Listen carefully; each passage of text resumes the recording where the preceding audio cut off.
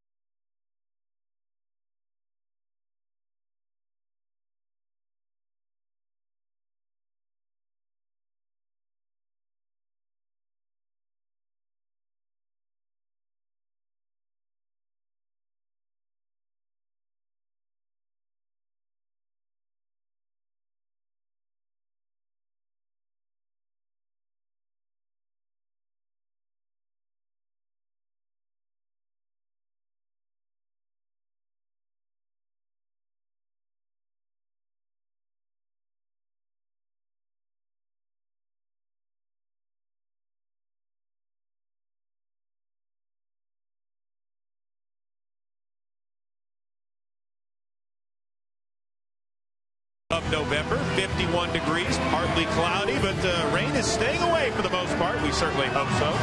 It is time right now. Get you all set for the game. Up to the broadcast booth. Joe Buck, take it away, my friend. All right, Chris, thank you very much. And everybody, welcome to our broadcast booth. I'm Joe. Tim is coming right up. So here are the Phillies at home, down 3-1. And tonight they hand the ball to the left-hander, Cliff Lee. You can bundle up all the starters across baseball we've seen this postseason. Nobody has been as good as Cliff Lee. 2 earned runs allowed in over 33 innings pitched. He has been brilliant. And the Phillies need him to be brilliant tonight to stop the Yankee momentum and get this World Series back to the Bronx. I welcome in my partner, Tim McCarver. And Tim, if we stay with that whole pitching theme, the recipe for the Yankees this postseason has been terrific. Well, it's amazing what the Yankees have gotten out of their Mount Rushmore of pitchers.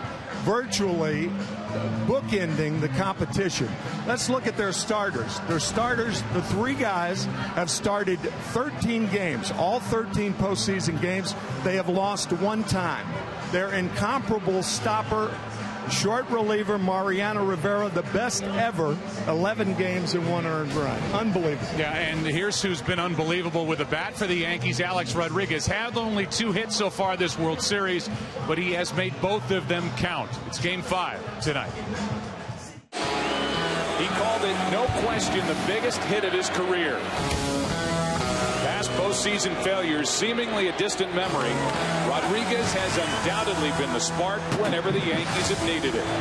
With the game-winning double last night, not only did A-Rod break out of his 1-for-13 slump, he also put himself one step away from his first championship and put his team on the brink of their 27th. All that stands in their way is Cliff Lee, the Philly ace who certainly had his way with the Yankees in Game 1. It's do or die time for the defending champion Phillies. Game 5 coming up next. Radar love.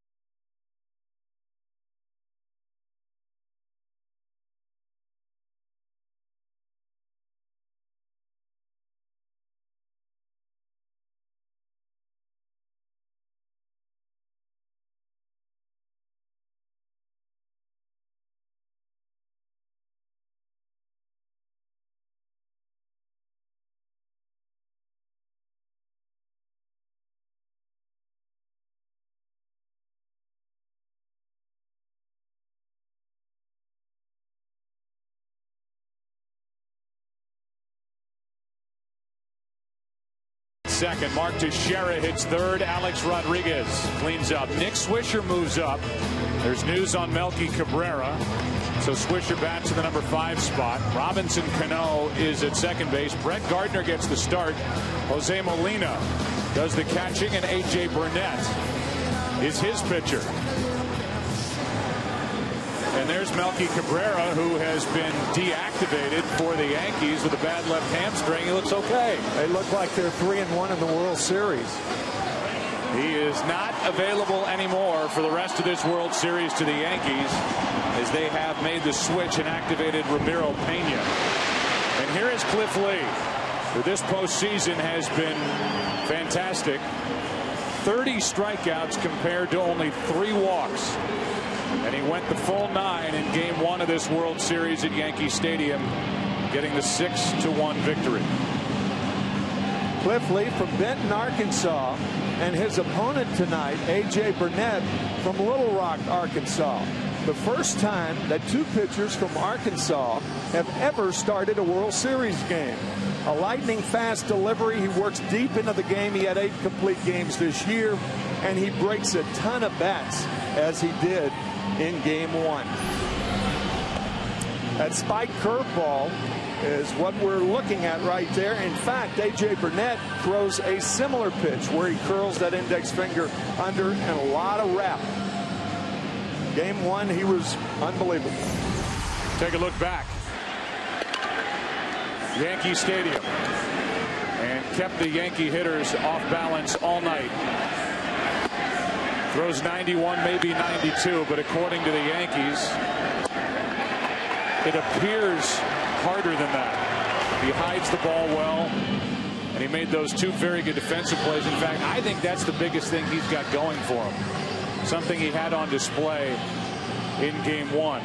And that was kind of that nonchalant attitude. When you talked to him the next day, and you talked about it, he was, almost unemotional. And I think that will serve him well pitching here tonight in Game 5, trying to get this World Series back to New York. I don't think he's going to be fazed at all by this assignment.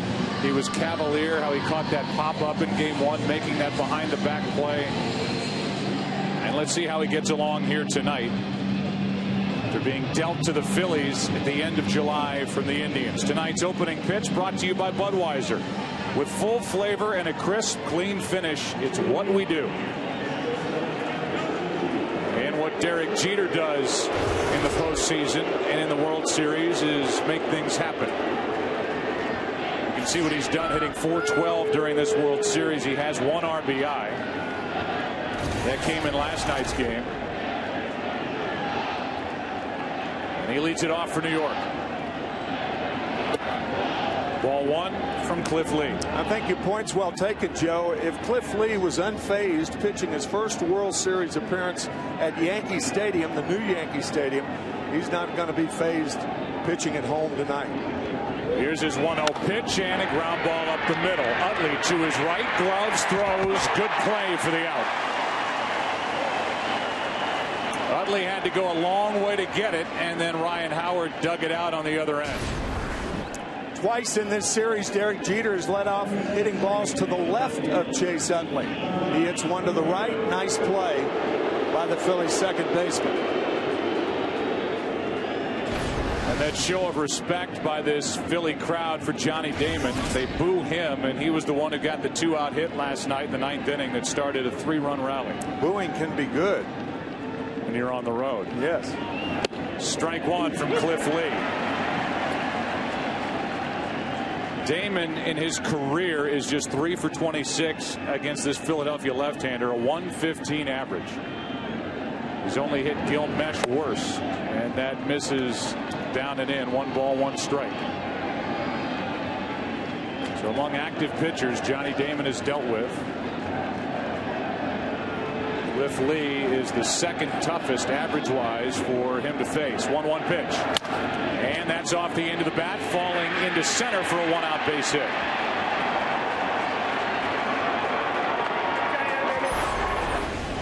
Give you a look at the defense for Philadelphia. Raul Ibanez is in left, Victorino in center, Jason Worth in right.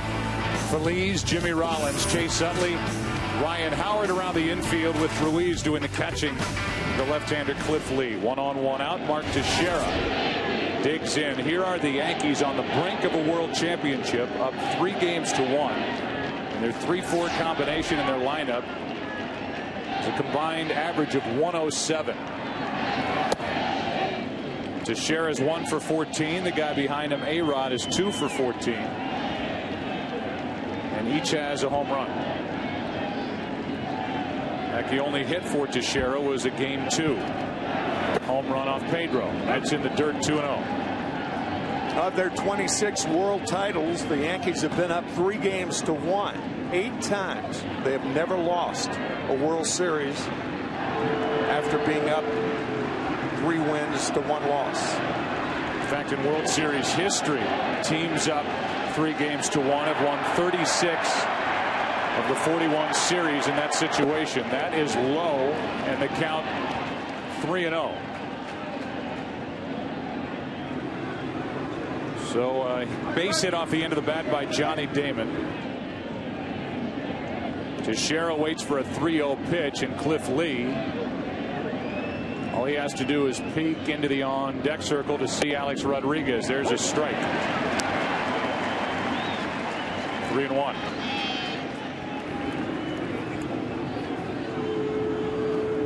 Well, the Yankees want a parade, not Game 6. They want a parade down the Canyon of Heroes in a couple of days.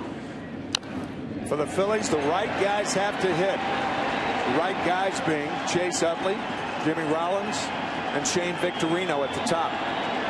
Get guys on base for the middle part of this lineup. Lee has bounced back from a 3-0 count, and this crowd has jumped back in. Full count on Teixeira.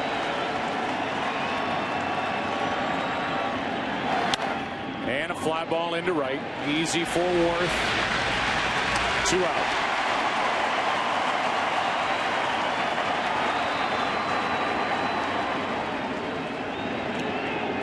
And with 2 out and a runner at first, here's Rodriguez. Charlie Manuel talked to us before the game, and he said, yeah, Damon had a great at bat. Yes, he stole 2 bases on 1 play, stole second and third, but it still took a hit from somebody, and the Yankees got it last night with 2 out from Rodriguez.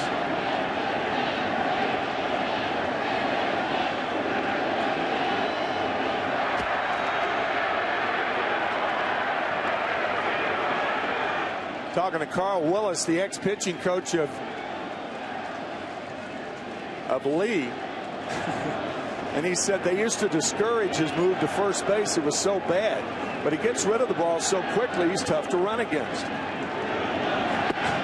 That's down and in ball 1, and you're saying that after that first throw over to first base, which was more like a lob. With Johnny Damon over there, Damon with his 3 steals in this series is only 3 of the postseason.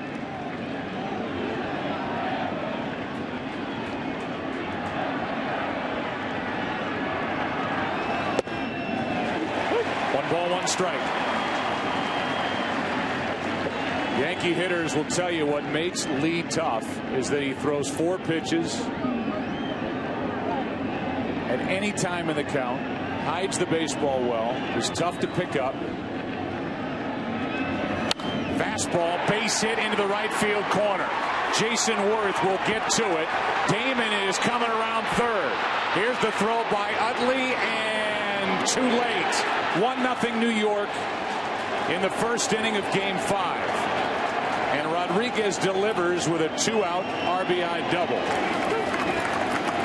We have mentioned it more than once in the postseason. Rodriguez loves to extend his arms. Great power the other way. And once this ball gets by Jason Worth in right field, you know Damon's going to score. Worth can't cut it off. The cutoff throw is good as Damon, pounding around third, waved home by Rob Thompson, and the Yankees are on the board. So Rodriguez now has 3 hits in this World Series. All 3 have produced runs, and the Yankees jump on top. Here's Nick Swisher. Because Burnett is starting, because his catcher now is Jose Molina, the bottom part of the order has a much different look without Posada's bat in there and with the injury to Melky Cabrera. Swisher is 2 for 9 in this series, hitting 146 this postseason. That's over but low, 2-0.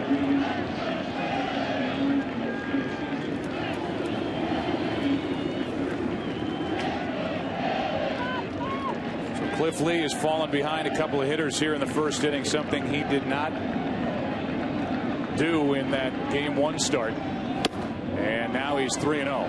Had 3-0 to Mark Teixeira, now 3-0 to Nick Swisher.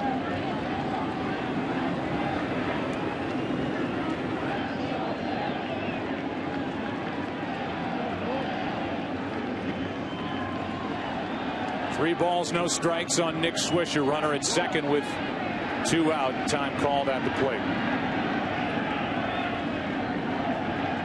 So the Yankees get right after Cliff Lee. And that's ball 4, 2 on, 2 out. A walk extends the inning for Cano, and now we go back to the slide of Johnny Damon, who had to touch home plate with his hand. That was close. Even though I think the heel of the left foot touched home plate initially. It was close, but Johnny making sure.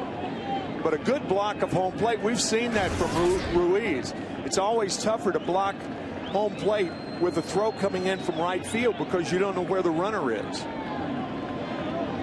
Here is Cano.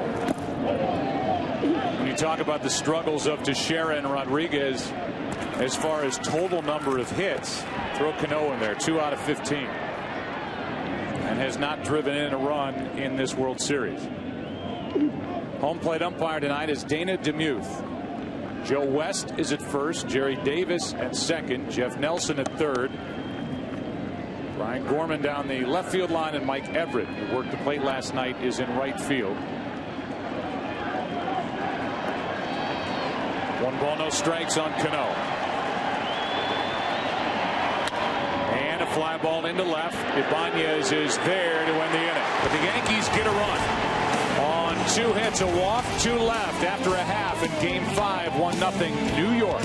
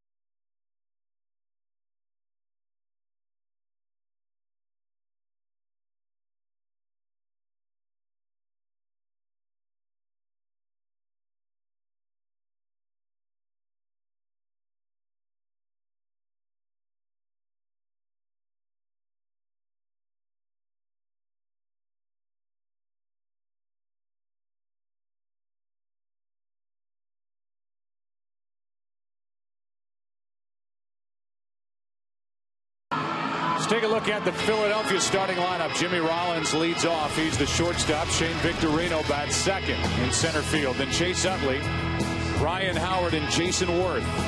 Raul Ibanez is in left. Pedro Feliz, Carlos Ruiz, and Cliff Lee. Here is A.J. Burnett. This postseason has made 4 starts. He's 1-0, ERA of 3.55, taking on that lineup, trying to build on what he did in Game 2 back at Yankee Stadium. And it cannot be stressed enough that first point, the first pitch strikes in Game 2, 22 of 26 batters strike one. And he's got the best curveball in the game if he's right. Charlie Manuel will tell you, you want to be aggressive. You don't want to give him strike one, but you also want to see early if he's got his location and if he is able to throw pitch one for a strike. Well, he had it in Game 2.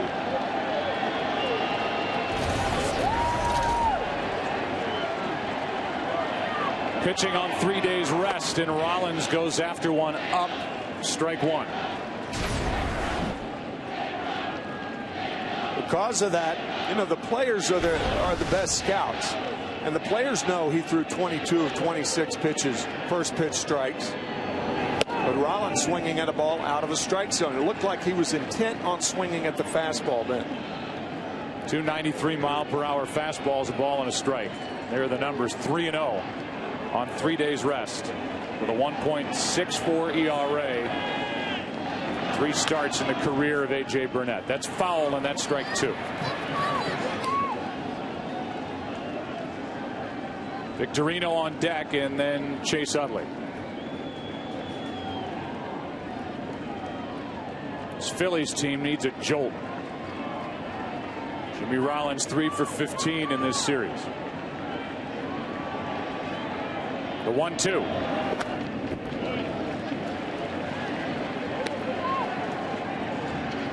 That was a bad breaking ball from Burnett. So the fastball messed up. He's still ahead of Rollins, but a flat breaking ball, the first of the night.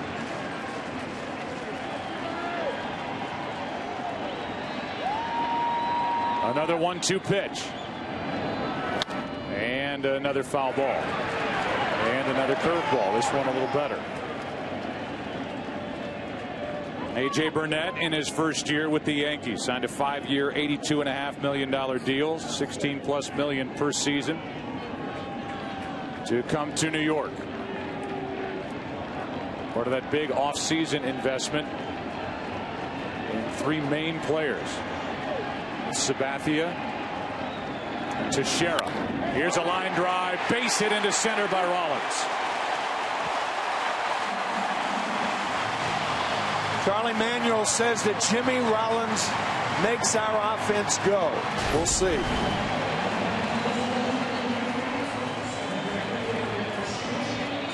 Two-seam fastball. He tried to come inside. Rollins said,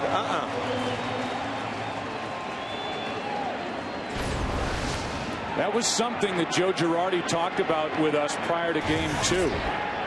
He said when that fastball runs back over the plate like that, A.J. Burnett has struggled in the past. Started inside, jumped over the heart of the plate, and Jimmy Rollins jumped on it. There he goes. And Victorino is hit by the pitch. They appealed down to third to see if Victorino offered it the pitch. No was the answer. And Victorino will go down to first base, hit by Burnett. Here comes Joe Girardi. Joe Girardi thought that he may have offered it the ball, or did it hit the bat? The right hand. Home plate umpire Dana DeMuth appeared to have called it immediately. Girardi perhaps thought it hit that he bunted through it. It didn't appear that he did. I think they got the call right. Yep.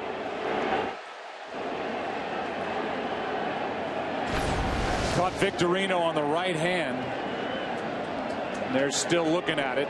Meanwhile, last night in the first inning, remember, Alex Rodriguez was hit by a pitch that drew a warning from this umpiring crew to each bench. This is a different situation. Rodriguez had been hit 3 times and has been. At that point, had been hit 3 times over the last 2 nights. Let's listen. That was bone, not wood. That sounded awful.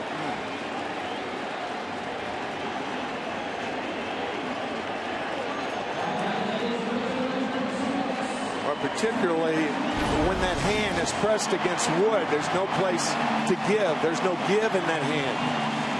That had to hurt. Here is Utley.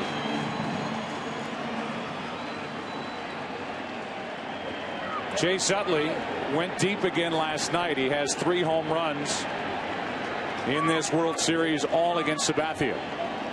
2 on, nobody out for Philadelphia. And a fly ball into right. Back at the wall. Utley goes deep. 3-1 Philadelphia.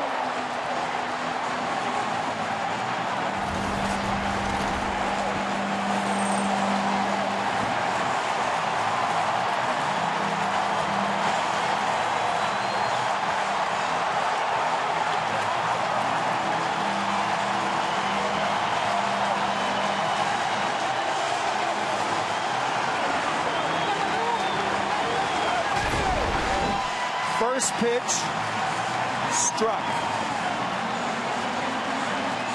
Remember the first point of the scouting report, 22 of the first 26 batters strike 1.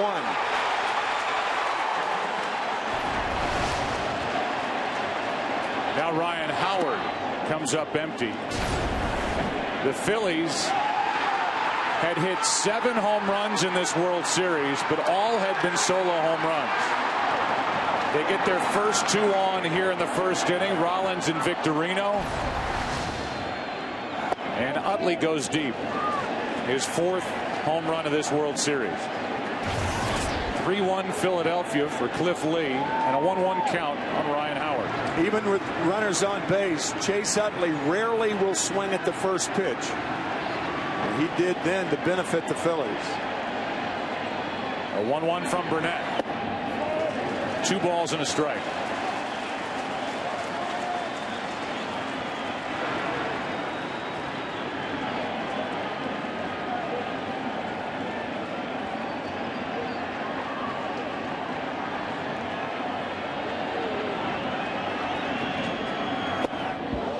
Howard loses the bat on strike 2.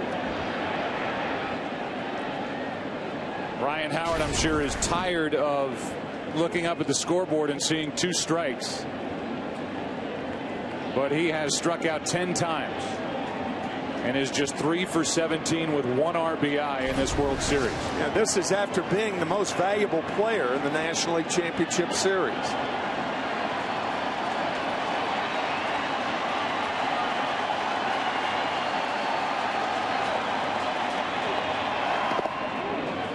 Howard checked it, full count.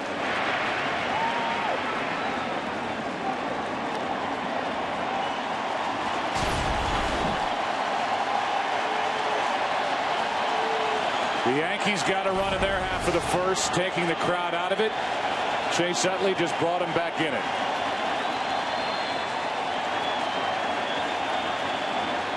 And a 3-2 from Burnett. Breaking ball misses for the walk.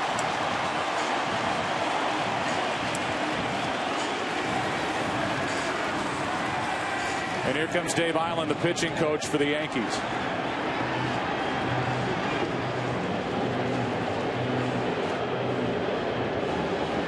While they talk, if you think about the flow of this World Series and how it's gone through the first 4 games. Philadelphia goes to Yankee Stadium. They have Cliff Lee on the mound, who goes 9 innings, and they win that ball game 6-1. Then it was A.J. Burnett, the man on the mound now for New York, who was dominant in Game 2 with Rivera pitching the last 2 innings. It was a struggle, but he got the save. Then here to Philadelphia, up 3-0 on Andy Pettitte. He figures his pitching stuff out, even gets an RBI base hit.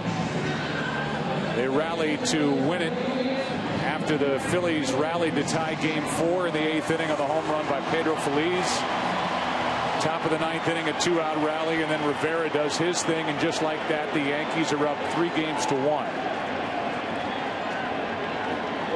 Now the Phillies facing elimination, gave up a run in the first, come back with 3 in the bottom half, a chance for more. Strike 1 to Worth.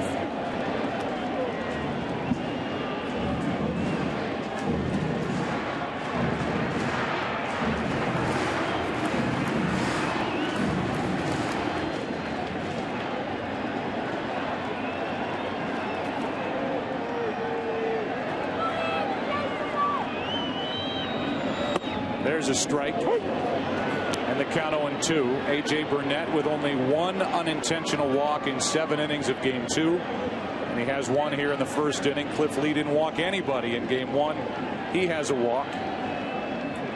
Ibanez on deck. An 0-2 count on Worth. What the Yankees try to do with Jason Worth, throw the breaking ball out of the strike zone and get him to chase with 2 strikes.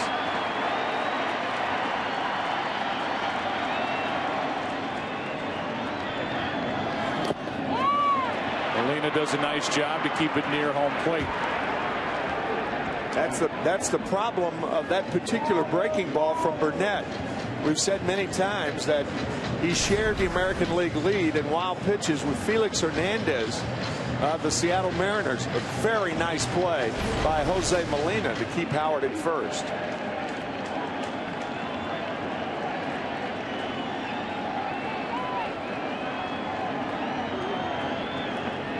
The 1-2 and a strikeout of Jason Worth on a good pitch down and away, 2 out. That's a scouting report. Get ahead of Jason Worth and then throw the breaking ball out of the strike zone, particularly when you have a breaking ball that's as good as Burnett's. That's out number 1. As Jason Worth went after that ball down and away, not 2, and Ibanez bats with 1 on 1 out here in the first inning. This Phillies up by 2.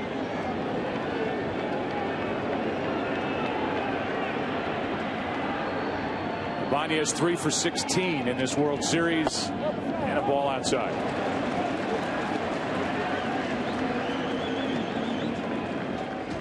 The left-handed batters in game 2 against A.J. Burnett, the big bats, a combined 1 for 8 between Utley, Howard, and Ibanez. Back at Yankee Stadium.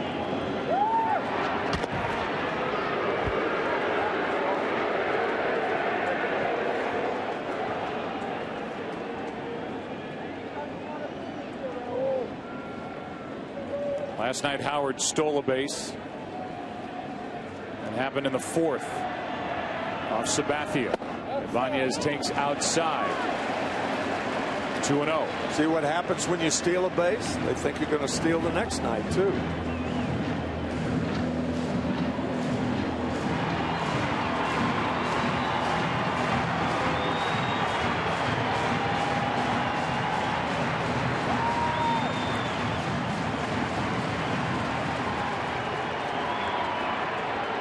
Here's a 2-0 pitch and a ground ball. What a play by Teixeira. Flips for the out, and the throw back is not in time. Burnett didn't have his foot on the bag anyway, but Teixeira literally took a hit away from Ibanez. He will probably win his 3rd Gold Glove this winter.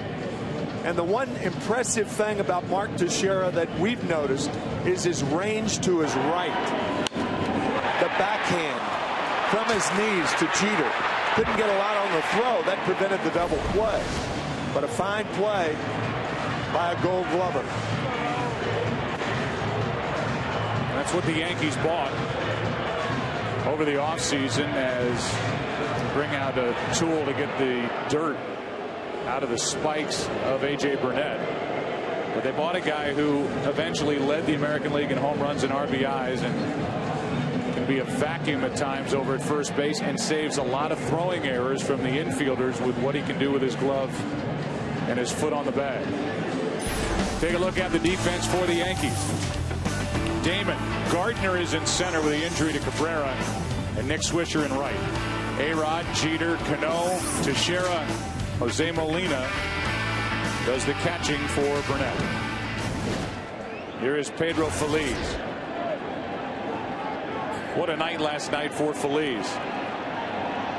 2-out RBI single in the 4th inning, which tied the game, and a 2-out game-tying home run in the 8th off Jabba Chamberlain. Strike 1.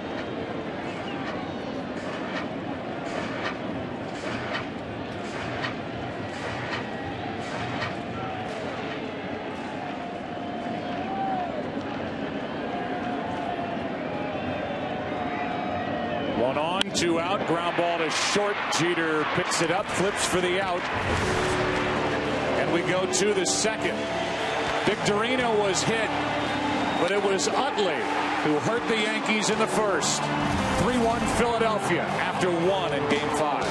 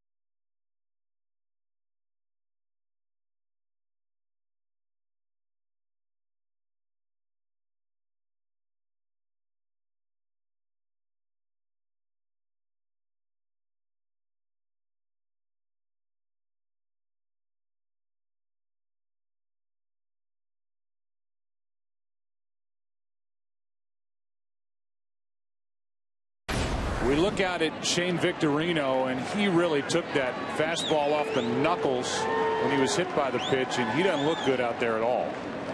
That, of course, is throwing hand. He has a very, very strong throwing arm, and the Yankees will take that into consideration when they're running the bases.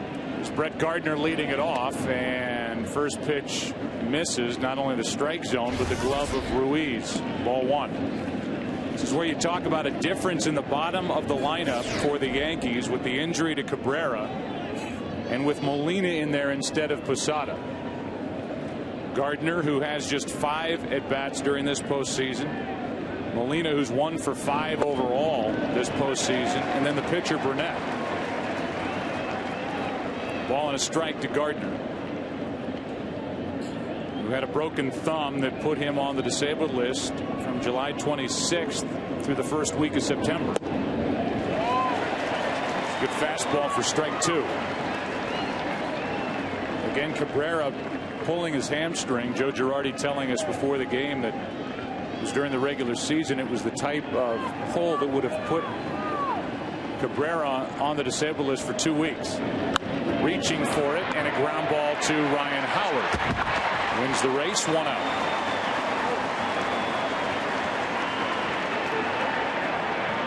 Told you in the first inning that Ramiro Pena, middle infield type player, has replaced Melky Cabrera on the active roster. And that is a change in baseball since 2007, where teams, because of an injury, can make a roster move within a series.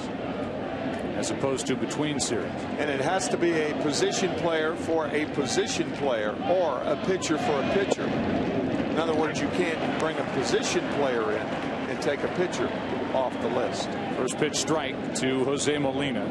0 for 1 in this World Series.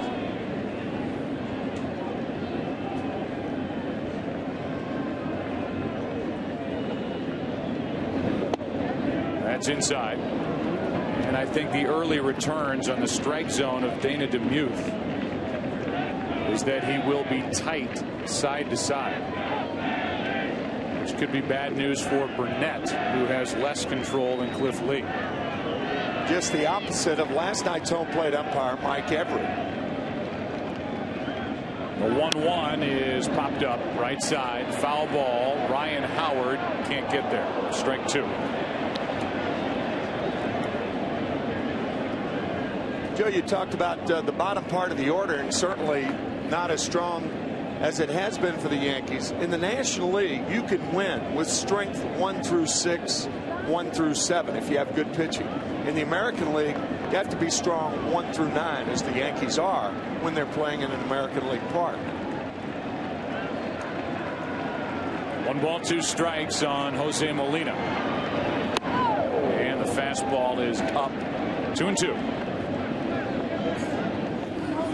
Again, 2 earned runs in 33 1/3 innings coming into this start for Cliff Lee. He allowed a run on 2 hits in the first. Also walked about it. 2-2 pitch. Will pop up. Ryan Howard won't get there. Foul ball. Still 2-2.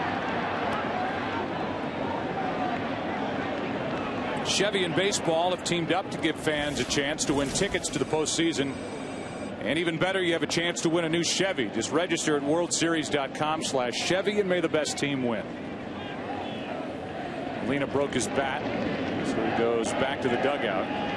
After Molina, it's the pitcher A.J. Burnett. Everybody knows about Mariano Rivera and how he breaks bats, but few American League hitters know about Cliff Lee. Even though he did pitch with Cleveland, Cliff's a different pitcher with the Phillies than he was with the Indians. 2-2. Left side, and Feliz can take his time. 2 out. We talked about the spike curveball of Cliff Lee, where he curls the index finger under. Well, A.J. Burnett also throws the spike curveball. A little different grip. Looks like A.J. Burnett uses the seam to get the break, and Cliff Lee not necessarily so. Here is A.J. Burnett, who during the regular season was 1 for 5 swinging the bat in his career.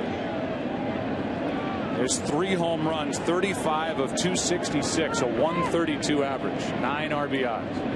Longtime National Leaguer with the Marlins. There's a strike, 1 ball, 1 strike. Lee signed as, or rather Burnett signed as a free agent with the Blue Jays and was with Toronto from 06 through 08. Now in his first year with the Yankees, pretty good rip. But a 1-2 count with 2 out, nobody on.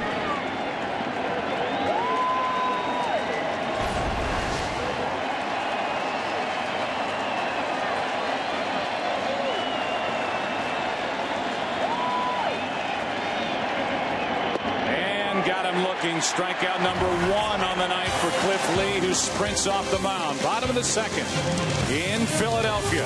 Phillies up by 2.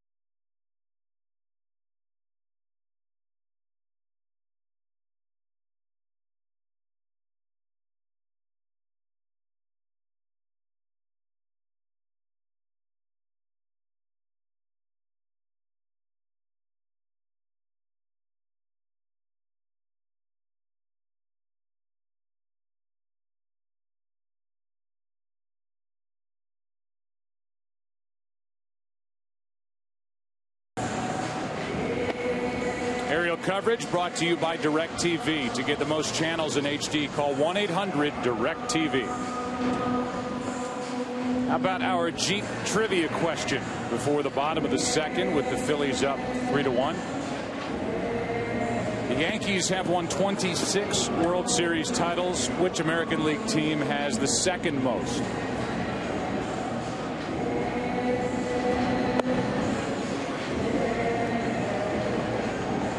Got a silent nod out of you over there, Tim. And if you were looking at me, you would have seen the same thing. I don't know. Yeah, I do not know. We'll just wait and find out at some point as we make our way through game number 5. Here is Ruiz, the number 8 hitter. Cliff Lee, the pitcher, will follow, and then Jimmy Rollins. When you start looking and comparing the bottom of the order in each side, now I would say that the Phillies have the advantage,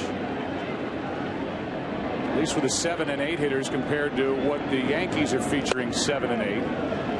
First pitch is high, and Burnett has missed up quite a bit here early. Ruiz is a guy that's hit .353 in his last 17 postseason games. 3 home runs, 1 home run in this World Series, and that misses. 2-0. Charlie Manuel telling us before the game that just because Burnett threw first pitch strikes his last outing doesn't mean he's going to throw first pitch strikes tonight. That's high. 3-0.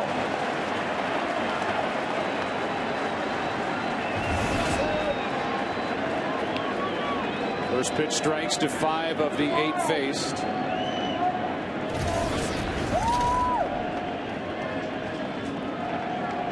.3-0 on Ruiz. And a strike. 3-1. Ruiz in his history during the World Series last year in this, 9 for 28. Swing in the bat. 3 for 12 this year.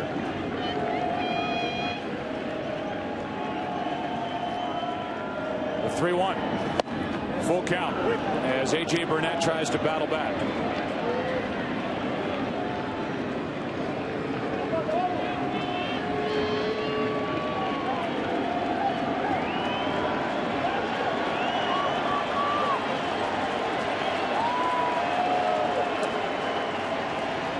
.3-2 and a strikeout of Ruiz. Second strikeout for Burnett. Major League Baseball encourages all fans to support ALS charities. Go to MLB.com/4ALS to learn more about this important cause. And tonight we tip our cap to Michael Goldsmith, who inspired the 70th anniversary commemoration of Lou Gehrig's memorable speech. Sadly, Michael passed away yesterday after a lengthy battle. His legacy lives on as we dedicate Game 5 of the World Series to the MLB mission of assisting in the fight against ALS. One pitch to Cliff Lee, grounds out to Teixeira. 2 out, nobody on, and I'm sure anybody who has experienced that disease or knowing somebody with ALS, it is a nasty disease. And our thoughts are with Michael's family tonight. 2 out, nobody on, and Jimmy Rollins, who got it started for Philly in the first inning with a single and scored on the homer by Utley, steps in.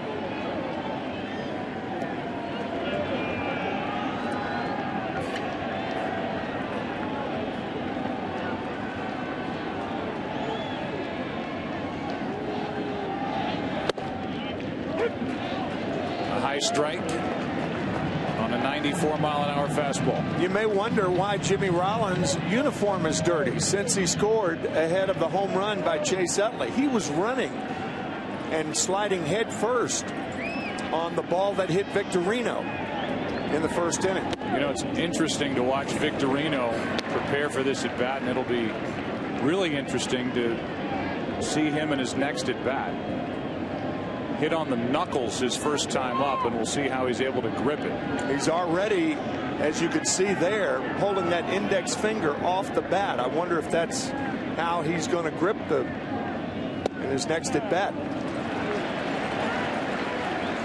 Let's go back to him getting hit as he squared around a bunt in the first. Got him on the right hand and right off that right index finger, maybe part of the middle finger.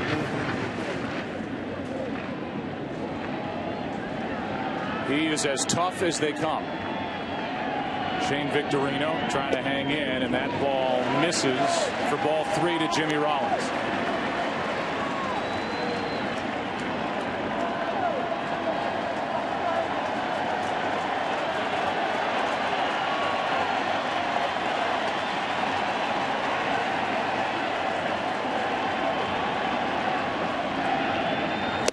And a 2-out walk. Second walk by Burnett. Back in the first inning when Victorino was hit, the question was whether he offered at the pitch when he bunted. And here's the conversation between DeMuth and the manager, Joe Girardi of the Yankees. Hold on. I asked if he would attempted for it. I had an inside pitch. All right. So I couldn't see if he went or not. And right when he got hit, I looked down my third base and asked him if he bunted for it, and he said no. Appeal was made to Jeff Nelson, the third base umpire. Nelson said that Victorino did not offer at the pitch, and looked to us like they got the call right. Victorino went to first, and on the first pitch to Utley, he popped a 3-run homer.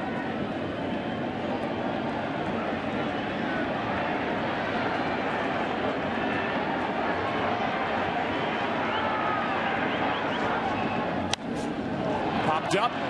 Victorino shakes out that right hand, and Jeter puts it away to end the inning. A walk, a man left. Phillies have left 2. Watch Victorino. Third inning, game 5, 3-1, Philadelphia.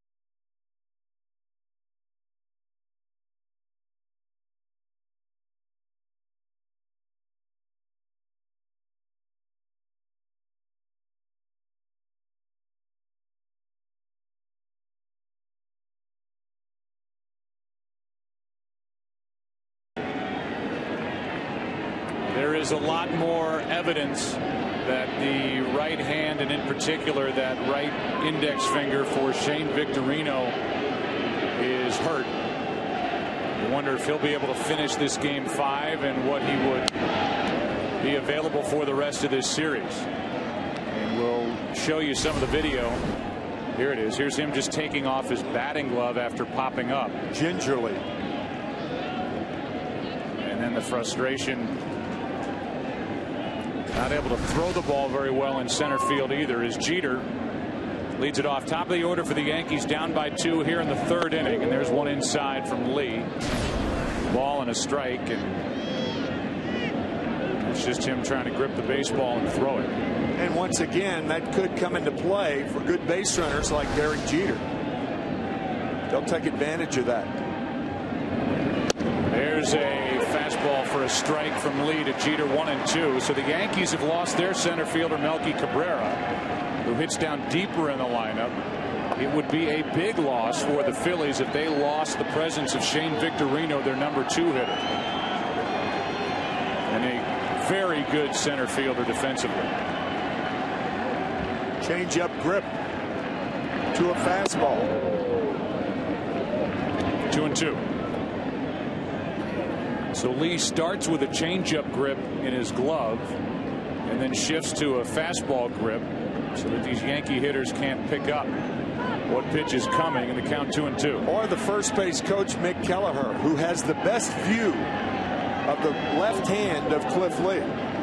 For a right-hander, it'd be the third base coach. He does it again. And Jeter grounds to third for Feliz. 1 out.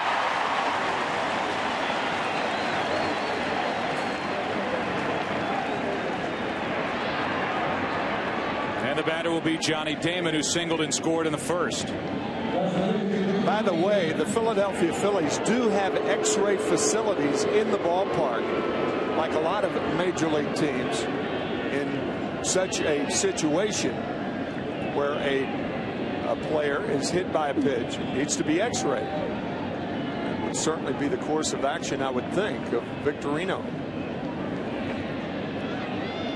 Damon is developing a reputation here in Philadelphia. They boo him again as he digs in. His last 2 at bats, a couple of very important singles. Last night in the 9th inning, in a tie game to start a 3-run rally. He singled and scored a run in the 1st inning tonight. He's up on the count here, 2-0.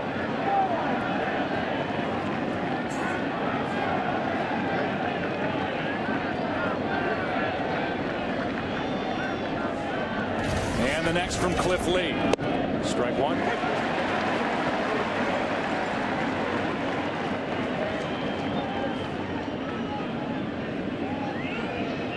Damon likes hitting in this park. In his career, 16 of 39 at Citizens Bank Park. And he's up on the count, 3-1. Johnny Damon, the national spokesman of the Wounded Warriors, a wonderful organization, particularly close to us, Joe, since your dad was wounded at the Battle of Remagen in World War II. My dad fought in the South Pacific. 3-1 pitch is low, and Johnny Damon draws a walk. So you have to wait no longer for the answer to our Jeep trivia question. The Yankees have won 26 World Series titles. Which American League team has the second most? The Athletics with 9. 5 in Philadelphia, 4 in Oakland. In Oakland, they won 72, 3 and 4 in 1989. Damon takes his lead. Teixeira at the plate, and he rips it foul. One of the better swings we've seen Teixeira take in this World Series. Yeah, you talk about the away from the field efforts that a lot of these players make, and you think about somebody like Johnny Damon, who is truly one of the good guys of this game. He is. So valuable to these Yankees, and in the final year of his deal, a free agent to be.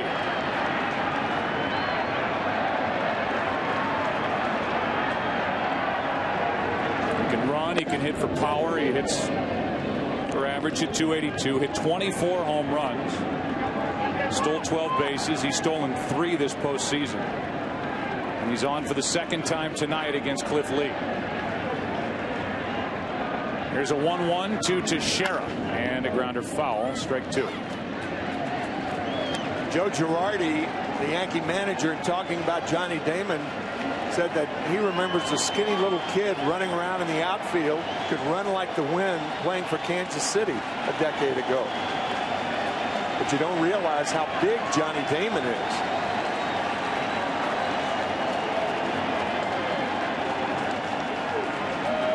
Teixeira chops to third. The high hop for Feliz, the lead runner for 1, and that's it. The force out at second. On at first is Teixeira for Rodriguez.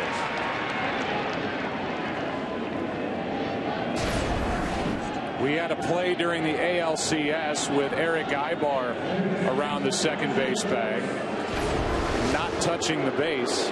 Tough to tell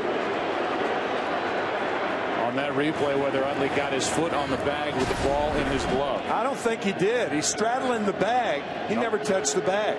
That's that neighborhood play that we were talking about in Game 2 of the American League Championship Series. He may have brushed it with his left foot.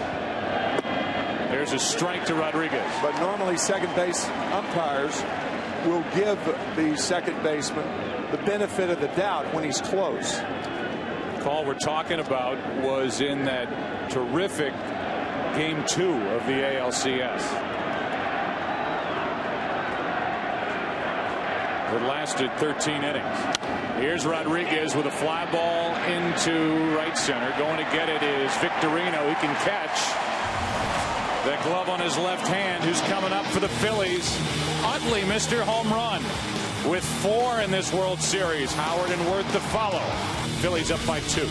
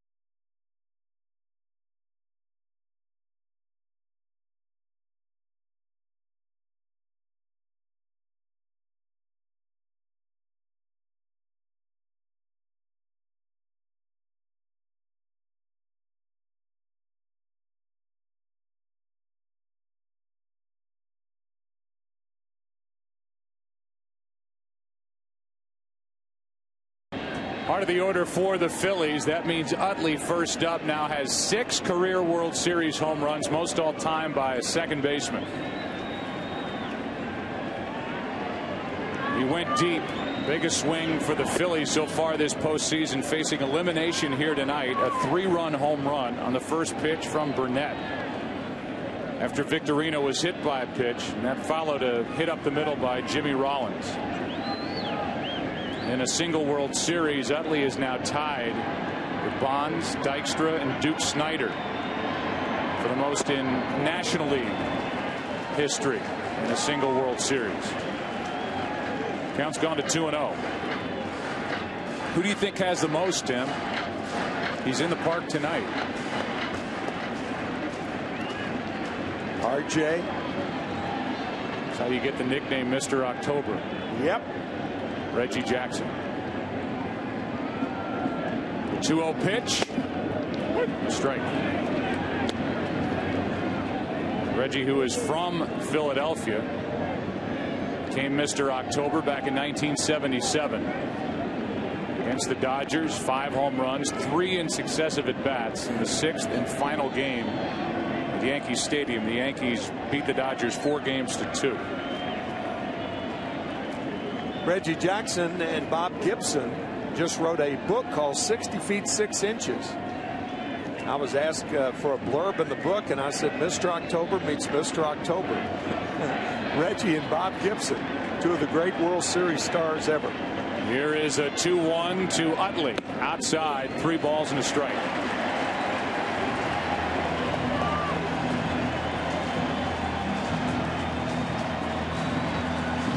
Burnett has walked 2, and he threatens to walk Utley. Has to come into him, and that has not gone well for Yankee pitching so far in this World Series. What'll it be on 3-1? And it's up and away. A leadoff walk. More on Shane Victorino, even catching that fly ball to end the top of this 3rd inning. Just shaking out that right hand and then gripping it out of his glove. And okay, we could be overdoing it a little bit, but Shane Victorino just left the dugout, and they're going to look at it. And if the Phillies lose Victorino tonight, and if there are more games in this series, that's a big loss for this Philadelphia team. On the field, emotionally, any way you want to look at it. There have been a lot of injuries in baseball where players have been hit while still holding the bat. So anything news-wise that we find out about Victorino, we'll pass it along immediately. Here's Ryan Howard, 1 on, nobody out, and strike 1. Charlie Manuel, who really has made his name in the big leagues as one of the better hitting coaches that the big leagues have seen over the past 20-30 years, talked to us before the game about how Howard is almost lunging forward as the pitch is coming to the plate instead of being loaded on his back leg, ready to explode into the pitch. What happens is you're not on your back leg and you're leaning forward, and what that does, it saps the strength out of a swing. You have nothing left with which to hit but your arms. And that is a formidable body when he unloads on one. But staying back, one of the key things to hitting.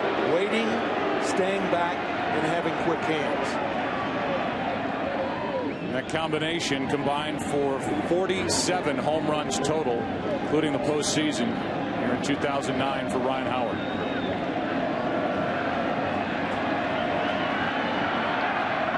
There goes Utley. The pitch is high. Throw down is not handled by Jeter, and a stolen base for Utley. He's 3 for 3 this postseason, Tim, and 26 for 26 Utley in stealing bases in 2009. The throw low, but you can realize the problems that Molina had in getting rid of the ball. It's a lot tougher for a catcher to throw with a left-handed batter up there, particularly a left-handed batter that you almost have to throw over. So a short hop and Utley's in there.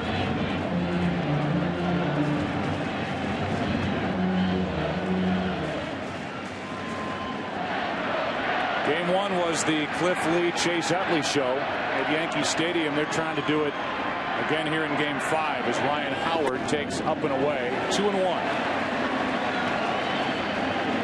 Nobody out in the inning, a walk and a stolen base.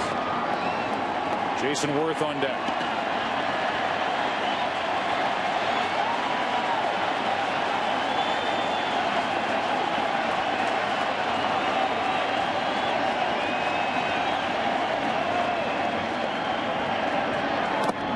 Scooped up by Molina, ball 3.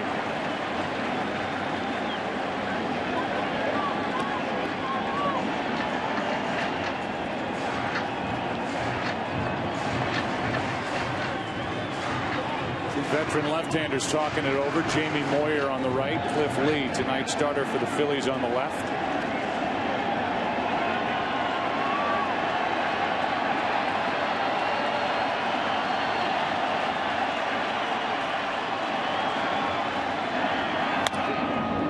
Full count.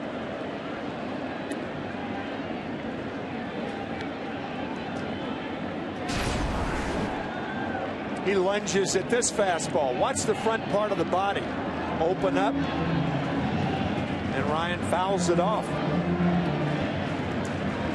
In order to solve that problem, that's why hitting coaches tell hitters try to take the ball the other way. It keeps them back.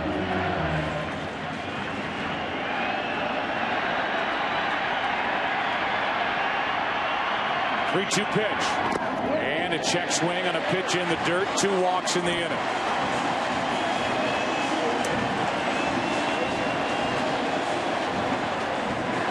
And Dave Island is going to come out and talk with Jason Worth coming up. The Yankees are seeing night and day out of A.J. Burnett.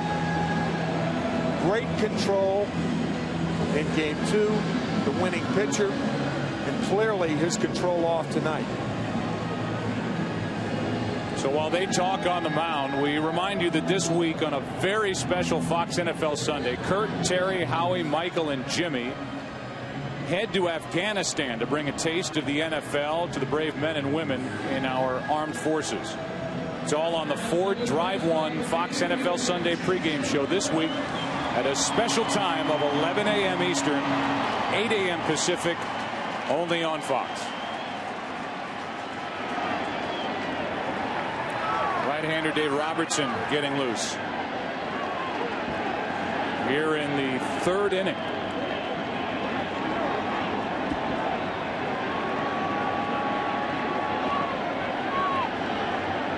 Two on with nobody out for Jason Worth. Ball starts this at bat.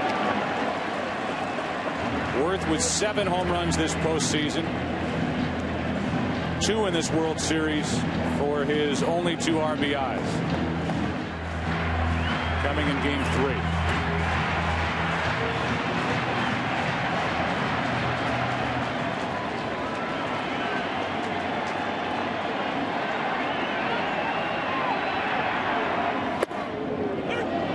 Strike.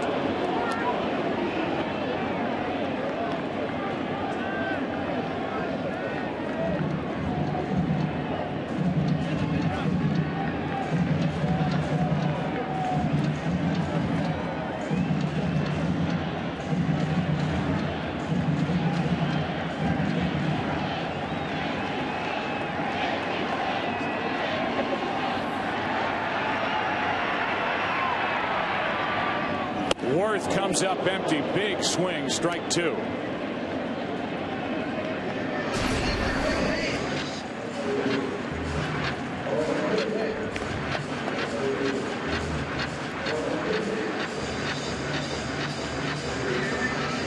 see the 94-mile-per-hour fastball. It gets to the plate at 88.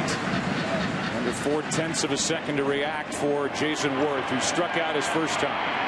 2 on, nobody out, and a base hit up the middle. Here comes Utley. Here's the throw by Gardner. Cut off 4-1.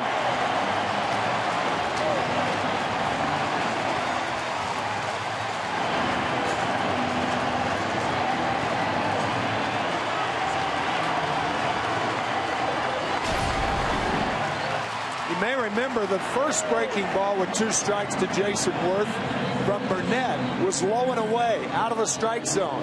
This one hangs in the middle. Again, pitchers can have control problems by being too wild in the strike zone, as that curveball was. Here's the first at bat with 2 strikes to get him. That last one in the middle of the plate.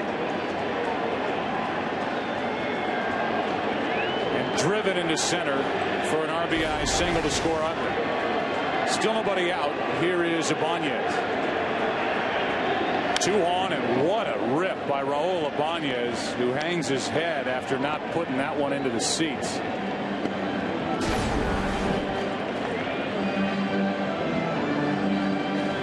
For hitters against pitchers with control problems, knowing they have to use the fat part of the plate, it becomes a feeding frenzy. Ibanez bounced into a force out his first time up, and there's a shot into right. Swisher over to get it. Ryan Howard will score. It's 5-1 Philadelphia here in the 3rd. And that'll be it for A.J. Burnett.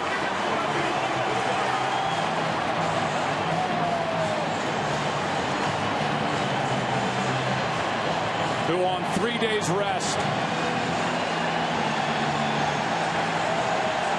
lasts only 2+ innings and is chased by this from Ibanez. 1st and 3rd, nobody out. Phillies facing elimination, up by 4.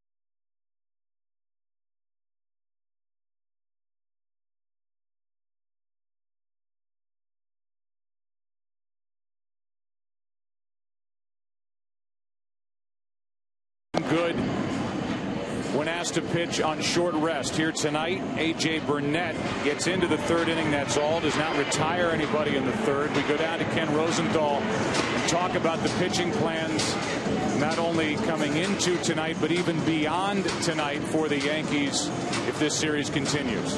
Well, Joe, they'd have to go on 3 days rest again with Andy Pettitte in Game 6 if that were to occur. The Phillies would counter with Pedro Martinez, who would be pitching on normal rest, but his 2 excellent starts in the postseason were both off long periods of rest. So we'd have to see how that would play out.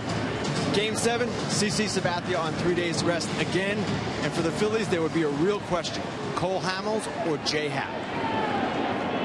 Thank you, Kenny.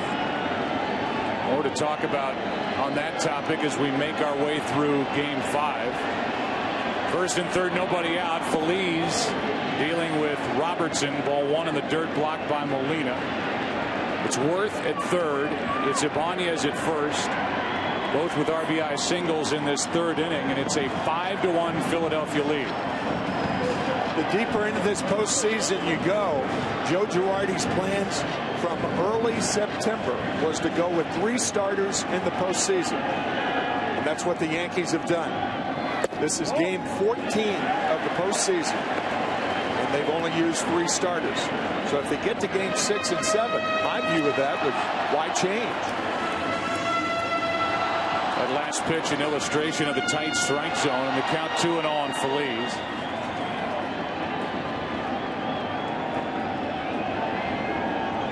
Here's a 2-0. Popped up on the infield for Teixeira. And in foul territory, that's out number 1, and a big out for Robertson, who has shown a knack for getting out of tight spots. We'll deal with Carlos Ruiz, the pitcher to follow.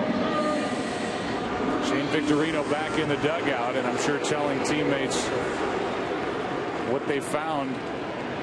They did indeed x-ray that right hand. Got his batting helmet on. Right now it's a number 8 hitter, Ruiz. First and third, 1 out. And a strike from Robertson.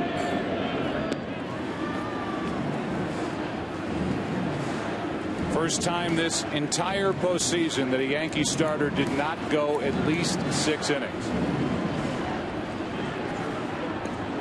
Burnett could not get it out in the third. Now it's up to Robertson. 0-1 is fouled back, strike 2. And Robertson could keep his team in this game and make all of that conversation, if the Yankees can rally, about game 6 or 7 irrelevant. But a tall order for the Yankees tonight to rally against Cliff Lee, who was settled in after allowing a run on 2 hits and a walk in the first. 0-2. Left side to the plate is Worth, and the only out at second. It's 6-1.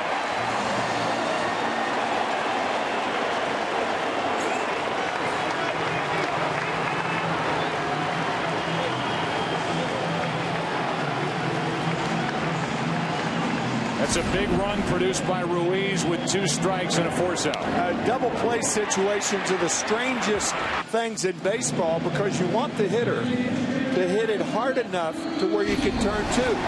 First and third and 1 out. If he doesn't hit it hard enough, the run scores. And that's what happened then. Now Cliff Lee, who grounded out on 1 pitch back in the second, he has a 5-run lead.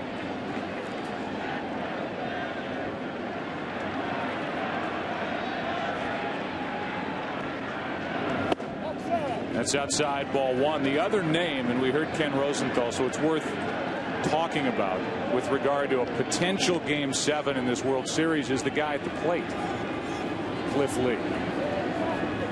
They will all be available, and it would be Lee's side day, as Lee hits one into right center field for a base hit. And it's 2 on with 2 out, and Lee gets his 3rd hit of this postseason.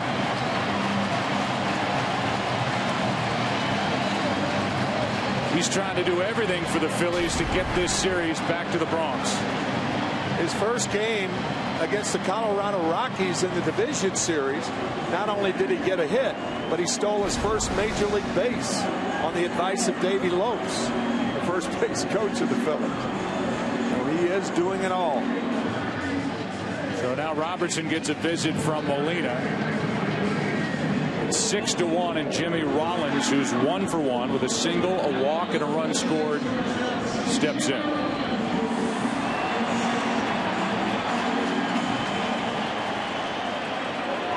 See the 1 through 4 hitters, Tim, and what they've done tonight. They've reached base in 7 of 8 plate appearances.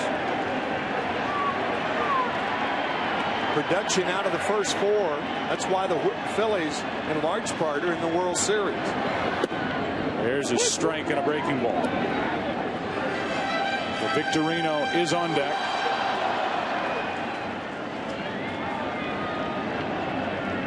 Rollins is at the plate.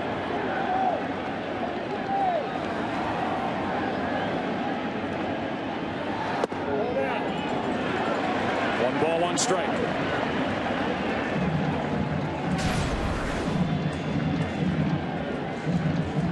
Robertson stared in after not getting that call.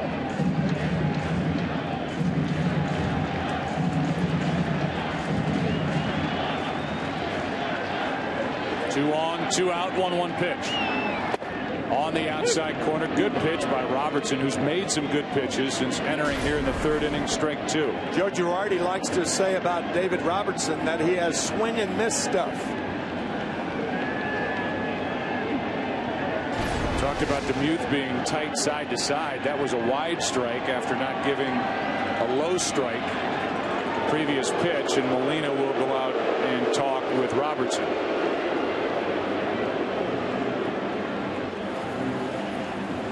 This is the 8th man to bat in the inning, and the inning started with walks to Utley and Howard from Burnett. Then RBI singles by Worth and Ibanez. Burnett gone. Responsible for not just the 6 runs that have scored, and now with 2 on and 2 out, a foul ball off the bat of Rollins. We've talked about it so many times before that somewhere in a multi-run inning there's a walk.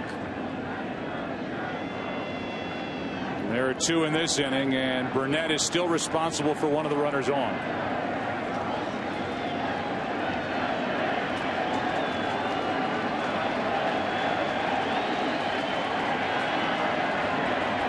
There's strike 3. Robertson gets out of the inning, and we go to the 4th. Game 5. Philadelphia doing what it needs to do here tonight. 3 in the 1st, 3 in the 3rd, and a 6-1 lead here in Game 5.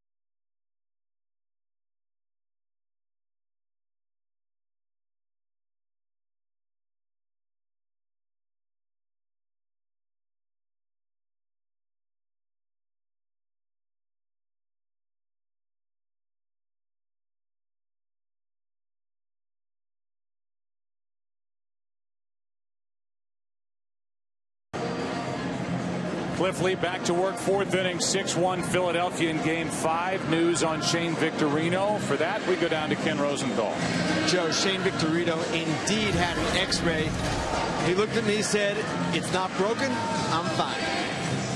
And that's probably as simple as he'll keep it. We talked about his toughness and very important part of this lineup for Charlie Manuel. Now Nick Swisher will lead it off against Cliff Lee. Lee hasn't allowed a hit since Alex Rodriguez hit an RBI double in the 1st inning with 2 out. Phillies came back with 3 in the 1st on a 3-run home run by Chase Utley. Pushed 3 across in the bottom of the 3rd, lead at 6-1.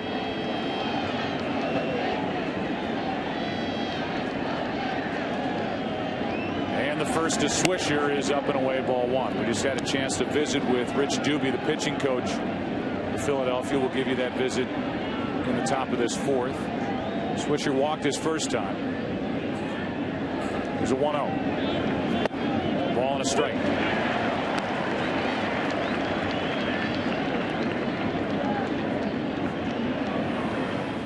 Alfredo Aceves is getting loose for the Yankees in their pen. That misses. Ball 2, 2-1.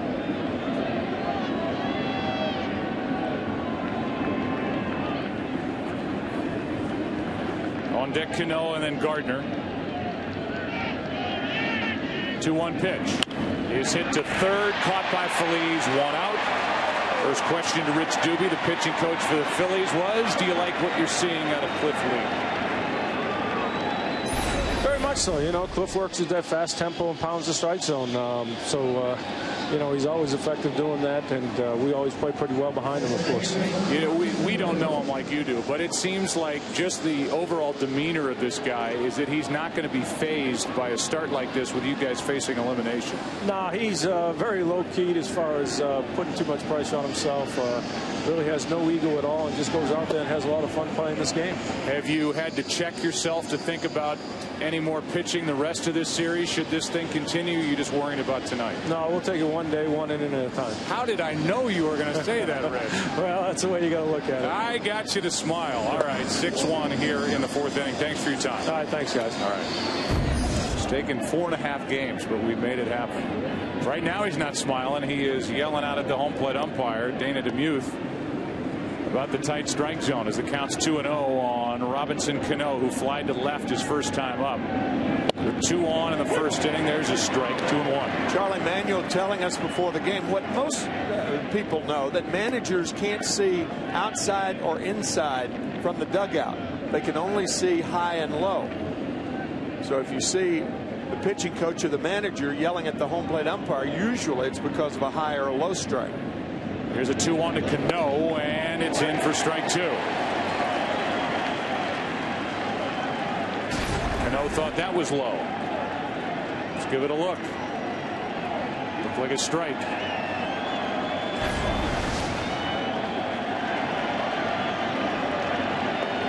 Cano 2 for 16 in this World Series. Hits it hard, but right at Utley. 2 out.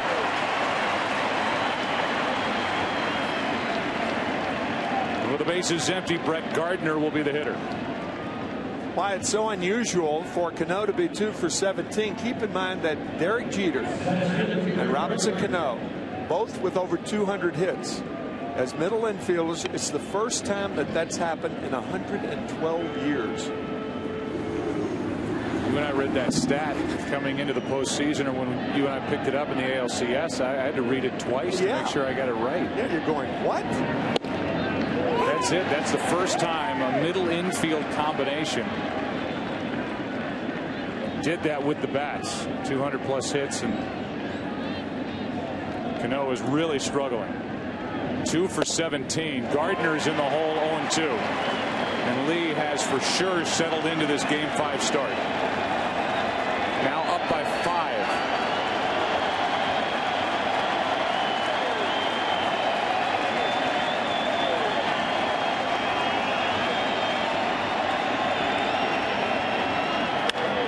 Left side, Rollins got a tricky hop, shows the arm. And 1, 2, 3, 4. Cliff Lee. A look at City Hall here in Philadelphia, where the hometown Phils up by 5.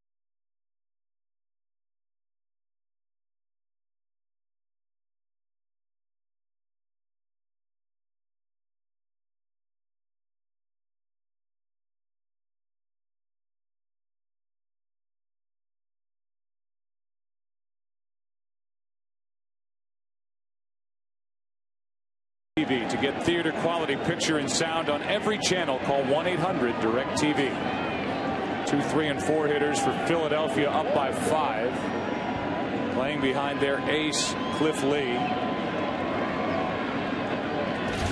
Here's Victorino. And there's a ball from Robertson. Nice job by Robertson. Coming in with 2 on and nobody out in the 3rd inning. Made some good pitches, limited the damage. The line for A.J. Burnett, 2+ innings, 6 runs on 4 hits, 4 walks. Big difference from game number 2, and just 2 strikeouts, hit a batter, allowed a home run. 2-0. 3-0 on Victorino. Seeing Victorino with that sore right hand, I hope this story does not appear to be self-serving, because it's not intended to be. But on May 2nd, 1970, my first year with the Phillies, I broke my right hand with Willie Mays hitting. In the same inning, 1 out later, Mike Ryan, the other catcher, broke his left hand. 2 broken hands, 1 out apart on May 2nd, 1970. And we heard the report from Ken Rosenthal, no break in that hand, at least the initial look, and a ground ball to the second baseman off the bat of Victorino, 1 out as Cano makes the play. And we go to another catcher with that shaking of the right hand by Victorino. Hear from Joe Girardi and talk to him about the difference between Burnett tonight and game 2. Well, he didn't have the command that he had the other night. His fastball command wasn't as good, and neither was his breaking ball. And you know what's going to happen with a club like this. If you make mistakes, they're usually going to hurt you. And we look at the other side. Cliff Lee had, I guess you could call it a rough first inning. He looks like he's settled in now. Yeah, I mean, we've had good at-bats. We just hit 3 balls hard in that inning, and if the good at-bats continue, you hope you can scratch some runs across and get back in the game. I think people could overlook the injury to Melky Cabrera, but it really changes the look of the bottom of your lineup. That's a big loss for you guys. It does change the dynamic because he's a switch hitter, and we like having all the switch hitters in the lineup, and we're going to miss him, and Gardy's going to have to step up. We appreciate your time, Joe. Thanks. Thanks, guys. 45-year-old manager Joe Girardi, second year. Corner of the dugout for the Yankees. 0-1 pitch to Utley, skips in. Good job by Robertson to come back and get Victorino on a ground out to start the bottom of the 4th, and it's a 1-1 count on Utley. He's hit a 3-run homer, walked, stolen a base, and scored a run. So he scored twice and driven in 3.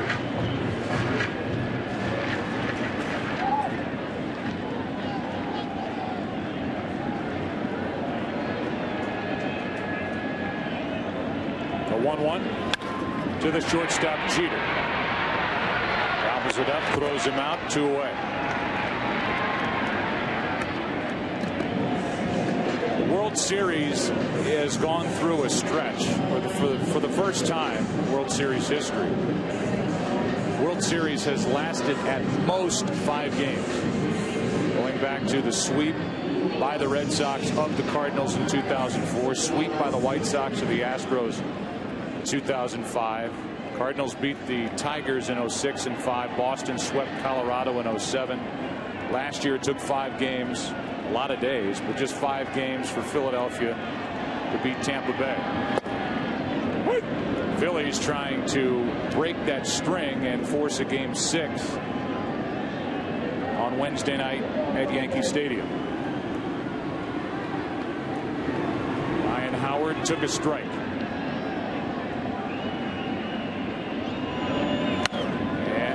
Fouls away another. 0-2.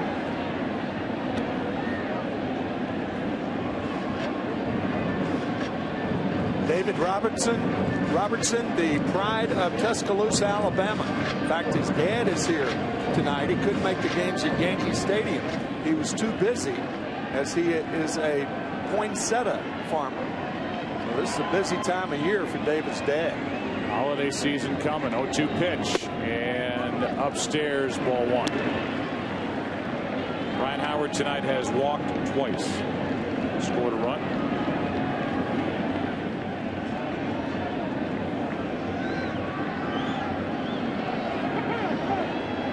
Time called by Molina.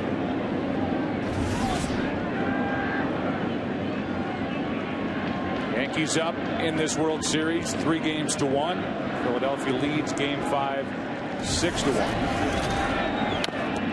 And a double hit. That was an example of what you were talking about the last time Ryan Howard was up, even though he's walked twice. That getting out in front of the breaking ball that Charlie Manuel was talking about. You could see him commit with that front side and open up. Fouls the ball off to stay alive, but you can see everything's on the front foot, nothing's on the back foot.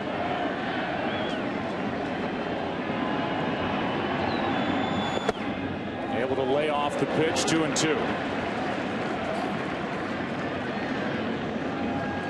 Favorite player growing up, Vi Sikahema, who's now a television personality at an NBC affiliate here in Philadelphia.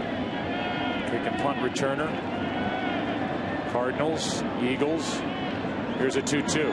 And a strikeout for Ryan Howard. That is the 11th time he struck out in this series. A 1-2-3 4th for Robertson. Now the 5th. 6-1 Philly. Back after this from your local Fox station.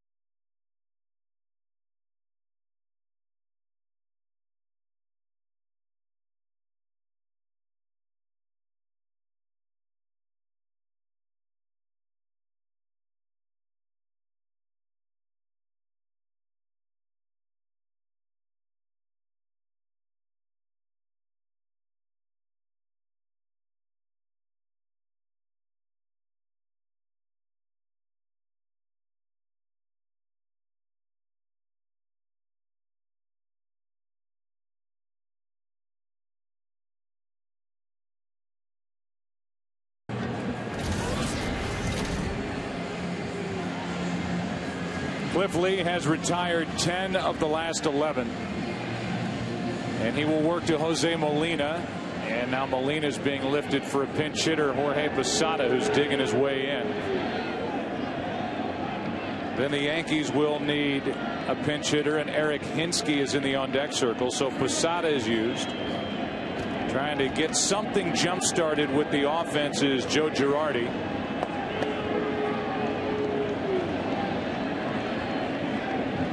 And here's the first from Cliff Lee. Fastball, strike one. And Aceves is still getting loose.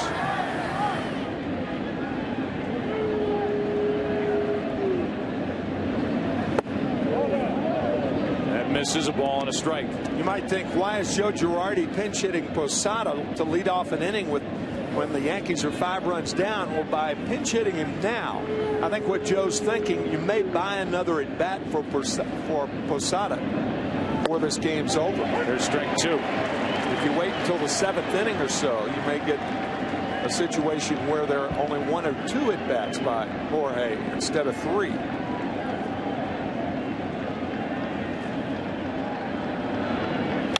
Ground ball to Utley. A couple of shuffle steps to his right. 1 out. We mentioned the great food at Citizens Bank Park last night. One of the features is put together by a favorite Philly, Greg Luzinski, and we'll hear from him and take a look at it after Hinske does something here with 1 out, nobody on. That means that Robertson's night is finished, and he did a nice job. He went 2 innings, allowed only 1 hit, struck out 2, no runs.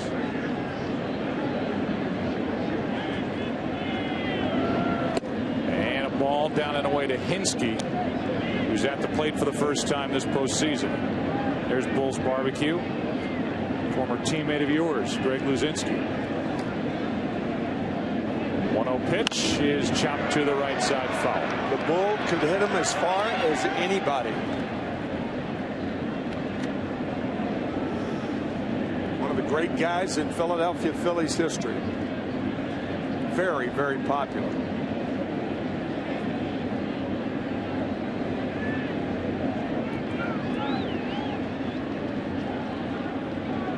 Cliff Lee is dealing, and the 1-1 is down and in a bit. 2-1. On deck is Jeter.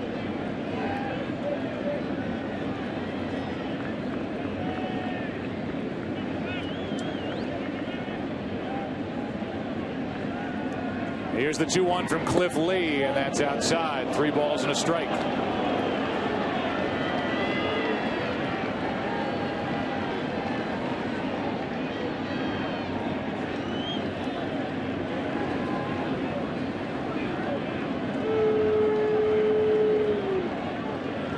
Behind on the count, Lee brings it, and it's ball 4. That is the 3rd walk of the night, handed out by Lee. Talked about Greg Luzinski and Bull's Barbecue. Let's hear from him. Well, I don't know how they do it in New York, but this is how we do it in South Philly at Bull's Barbecue. We got the ribs here. We turn them. We cook them very slow. They're pre-cooked with a rub on them. As we go down here, we got chicken we do the same thing with. We finish it off with the sauce. We got the Bull's Bulldogs here that it's a full length, and people seem to enjoy it all. That's great. So now standing in a barbecue pit is Greg Luzinski. 1 on, 1 out for Derek Jeter as the Yankees trying to get something going, and there's a base hit. They may have just done that. Hinske goes first to third as Jeter gets a base hit to right, his 8th hit of this World Series. A walk and a single, and Johnny Damon's coming up. You might say, well, why is Ryan Howard holding the runner on when the Phillies have a 5-run lead? There are a lot of first basemen who prefer to play in front of the runner instead of behind the runner, because the runner at first blocks their view. That's why you see a lot of first basemen now holding runners on, even though their team may be up 4 or 5 runs in the mid-innings. And with that, Jeter is now hit safely in 31 of 37 career World Series games. Born for the big stage. And it's 1st third. One out for Damon, who takes a strike. Jeter has hit in all 5 World Series games this year. Hinske drew a walk. Jeter a base hit. Yankees have to hope that's the start.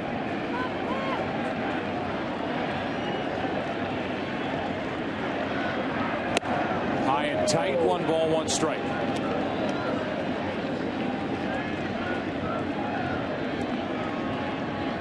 Damon has singled and scored and walked. So he's been on base twice. Came in 3 for 26 in his career against Cliff Lee. A 1-1. Shattered bat, and a grounder is a fair ball, and in to score is Hinske to make it 6-2. Very good base running by Eric Hinske. Delaying, and the minute Howard turned toward first base, Eric came home. Howard thought this ball was going to go foul, but it was very much a fair ball. And the minute he turned toward first base, Hinske came in. Watch him trickle into your screen. Stopping. Now the minute he turns, Hinske scores. And really his initial look was down to second base. Yeah, right. That ball started foul, came back. Jeter had to get out of the way of the barrel of the bat. And it's an RBI for Johnny Damon in a 4-run game. Now a runner at second, Jeter. 2 out for Teixeira.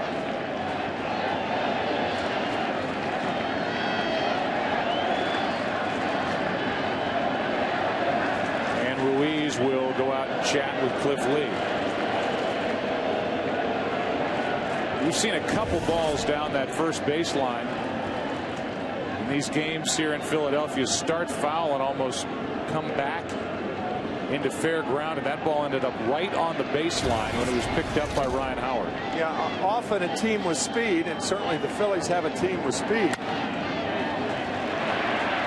Here's a little pop-up into shallow right for Jason Worth. Those first and third baselines slant inward to keep the ball fair. 1 run in the inning on a walk and a hit for the Yankees halfway through it. 6-2 Philadelphia.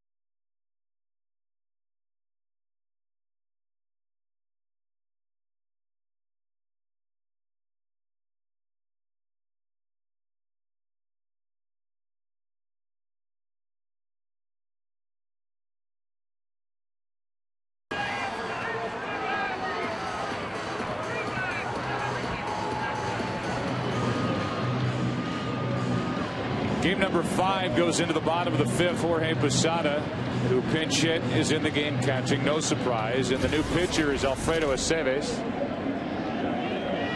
who has not been in a postseason game since Game 2 of the ALCS on October 17th.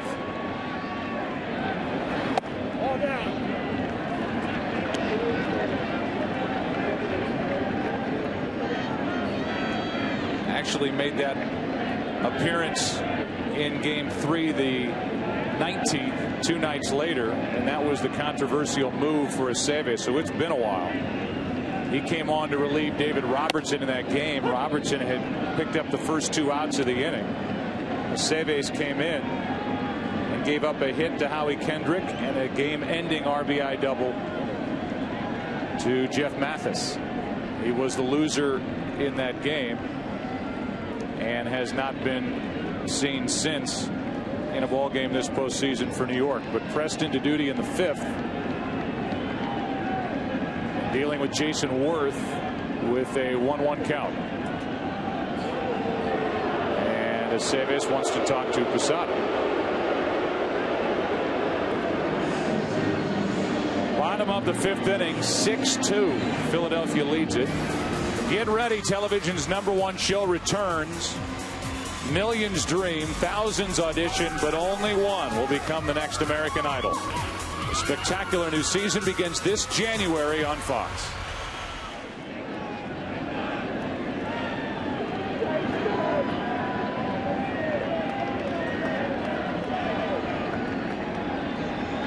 Jason Worth with an RBI single up the middle his last time up, and now puts a charge into left center field at the wall. What a catch by Gardner, who's down on all fours and can't get up. What a grab by Brett Gardner. And he hit that wall hard at full steam. The Yankees have already lost Cabrera. Gardner's first game back.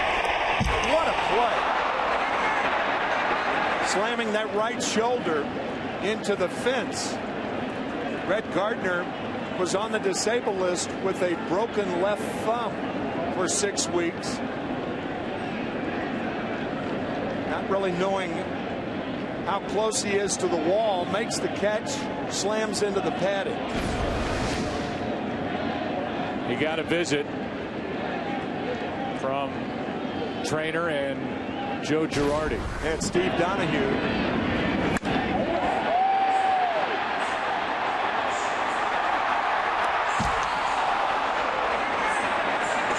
And Worth watched as A, that ball fell short of leaving the park, and B, Gardner caught it, and he and Joe Girardi almost crossed paths as Worth just kept on going. He has to get back to the dugout somehow. What a great shot. Touch them all on a fly ball. And an out, a loud out to start the bottom of the 5th as Ibanez takes a strike from Aceves. The numbers for Aceves during the regular season, as he gets Ibanez to ground to Teixeira for out number 2. Guys coming out of the bullpen that rack up 10 wins. Some guys are called a vulture in that position, coming in, pitching out of the bullpen. He was valuable and had good numbers. 84 innings pitched, 69 hits, struck out 69, walked just 16, allowed 10 home runs, and was 10-1. Aceves with 1 start, 42 appearances out of the pen during the regular season. Pitching the bottom of the 5th, here's Pedro Feliz, and a ground ball to short. Jeter takes care of Feliz, and we go into the 6th, game 5 of this World Series. Philadelphia will take the field up by 4.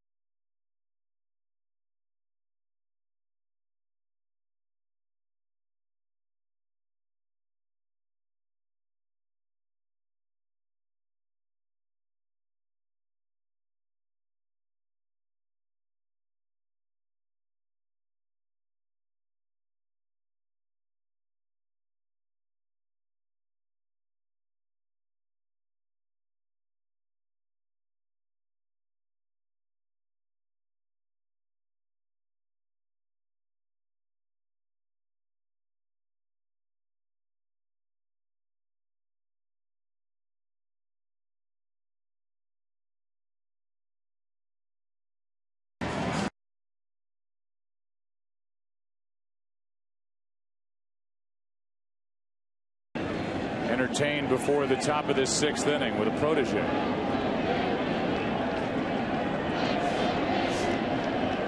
And as we go to the 6th inning, it's a 6-2 Philadelphia lead.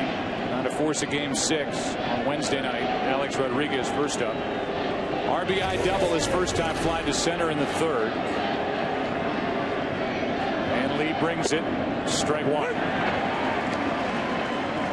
Cliff Lee in his career has never blown a 5-run lead. Right now it's a 4-run lead, but it was 5. He is 41-0 in his career when leading by 5 or more runs. 0-2.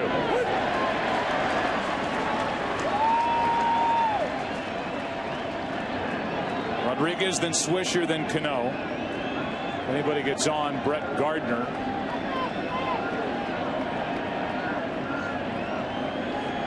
On this chilly but precipitation-free night in Philadelphia to pop up. Into right for Jason Worth. 1 out in the 6th inning. Coming up on 10 o'clock in the East in tonight's Verizon game summary. Utley talked about the Phillies needing a jolt. He supplied it. Bottom of the 1st inning, a 3-run shot. 4th home run this series, made it 3-1. There's the numbers. There are the numbers for Cliff Lee. 41-0 in his career with a lead of 5 or more runs. And the 1 through 4 hitters for Philadelphia, which carried the Phillies all the way to this World Series, are getting it done tonight. Here is Nick Swisher, 0 for 1 with a walk.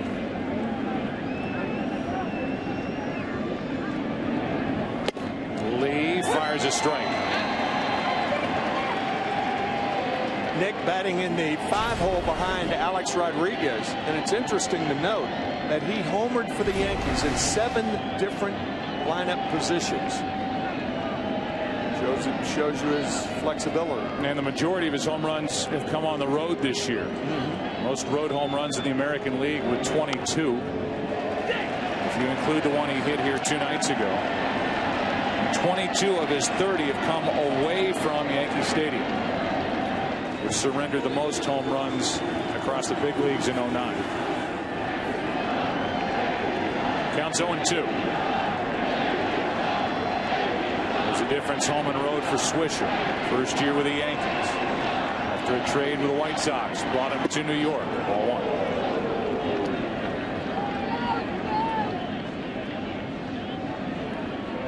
Not as dominant as game 1 for Cliff Lee, but certainly effective.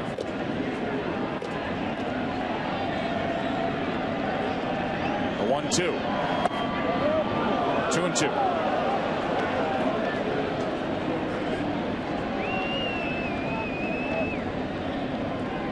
Recruited as a safety to Notre Dame by Bob Davie. Former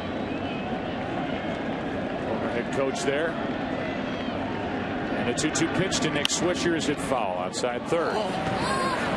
Nick's dad, a former major leaguer, Steve Swisher, who caught for the Cubs and the Cardinals. We ran into him the other night. The commander, great guy, lives in West Virginia.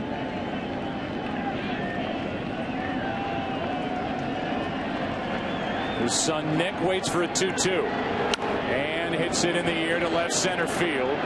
Back is Victorino for out number 2. Ball is not carrying to left center. Jason Worth knows that after the ball he hit to start the bottom of the 5th. We look ahead. If there is a game 6, it will be on Wednesday night from Yankee Stadium. We know that the Yankees will start Andy Pettitte, at least we believe so. We're on the air at 7:30 Eastern Time, 4:30 Pacific. The only way Pettitte would not get the ball in game 6 is if he told Girardi that something wasn't right. And Joe Girardi told us before the game that he wouldn't know until Pettitte got to the ballpark today, and probably wouldn't say anything on the record until tomorrow. Meanwhile, in the pregame press conference, Charlie Manuel, the manager for the Phillies, was asked, in the event that you win tonight, do you have a game 6 starter picked out already? Charlie Manuel said, yeah, we've got a starter picked out, but we've got to win the game first. Here's Cano with a base hit into center. It comes with 2 out. here in the 6th inning, and then the follow-up question to Manuel before you announce it, and he said yeah. So he is keeping it quiet. I would think all signs at this point are on Pedro Martinez getting the ball for Philadelphia in Game 6 if there is one. Yeah, and there's an outside chance that Jay Happ may be the starter. Or if Pedro does start that game, perhaps Happ will start Game 7 and backed up by Lee and everybody else. 2-out hit by Cano, who's 1 for 3 tonight, 3 out of 18 in the series, and Brett Gardner now. After losing Melky Cabrera to a pulled hamstring last night, Girardi sure is thrilled that Gardner eventually got up after hitting the wall in left center on the ball hit by Worth last inning.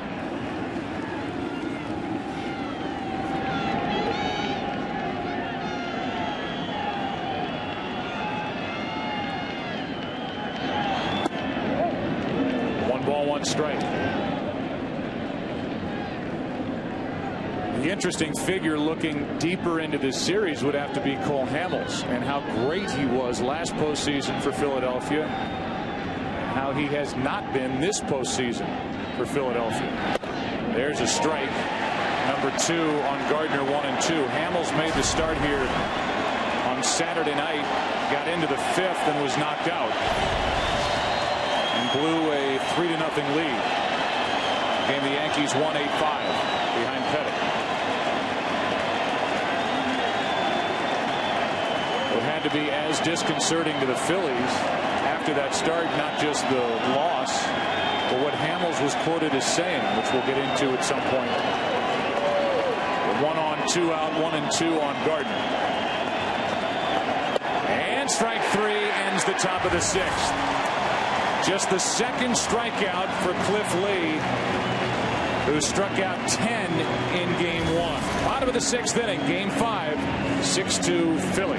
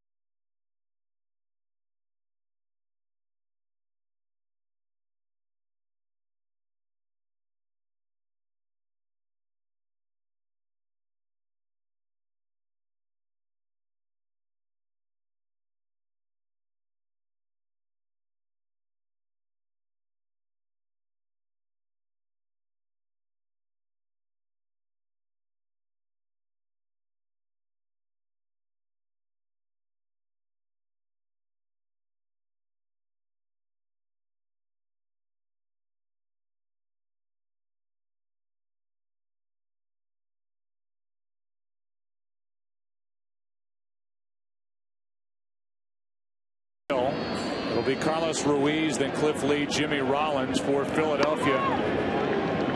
Up 6-2. And a good breaking ball from Aceves. He's brought good stuff with him to the mound from the bullpen. The perfect fifth. Strike one to Ruiz, who has an RBI on a force out. He hit into back in the third. That misses. A ball and a strike.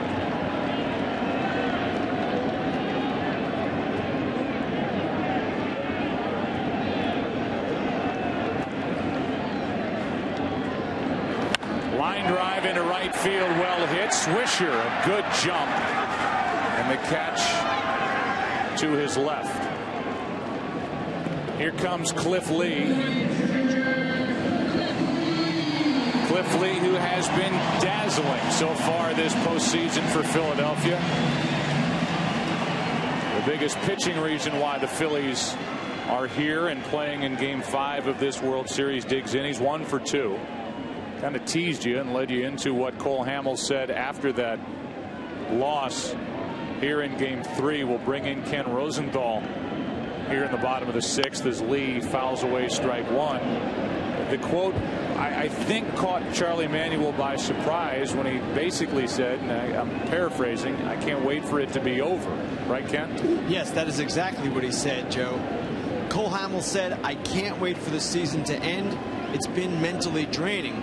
So that raises the question, how mentally prepared would he be to pitch a Game 7 when he's thinking along those lines? Now, maybe he was speaking out of frustration, but they're going to have to check in with him, obviously, if they get to that point. He would be in line for the baseball in Game 7 if this series got there. Cliff Lee strikes out. 5 straight retired by Aceves, and Lee gets a nice hand going back to the dugout. We asked Charlie about those comments the other day, and Charlie said, you know, I don't know what he meant by those words, and I'll have to talk to him to find out. We haven't talked to him about that since. Well, we will. But we will. If we get the chance, if this series moves back to New York. Here's Jimmy Rollins, 2 out, nobody on.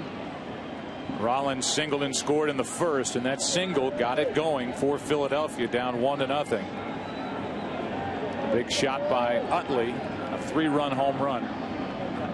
Make it 3-1 after 1 inning. And 3 runs in the third. Chasing A.J. Burnett. Yankees got a run in the 5th, and it's 6-2. First pitch of ball to Rollins.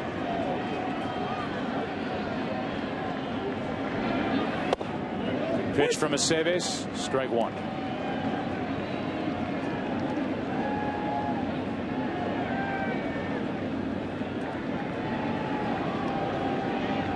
Bottom of the 6th, the Yankees in the 7th will have Posada, then a pinch hitter. Remember, Matsui is on the bench, as is Hairston and Ramiro Pena. And then Derek Jeter against Cliff Lee. Here's a 2-1. Off the end of the bat and into center. Second hit of the night, 3rd time on base for Jimmy Rollins. Like a billiard shot to center field, eluding Cano.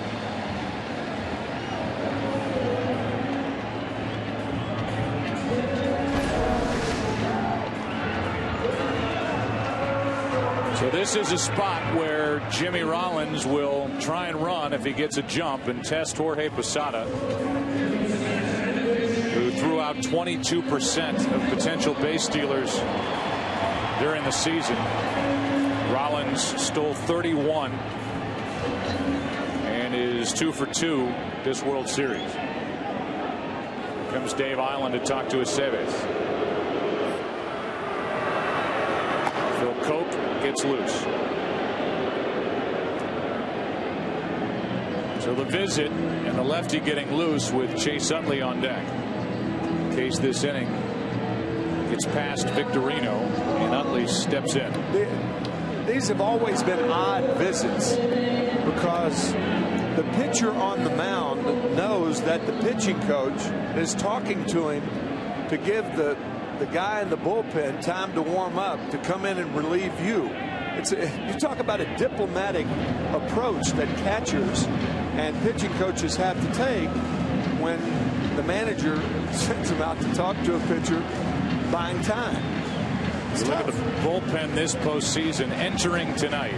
Mariano Rivera has allowed that 1 earned run, 14 and a third innings this postseason. The rest of that pen, an ERA of 4.76.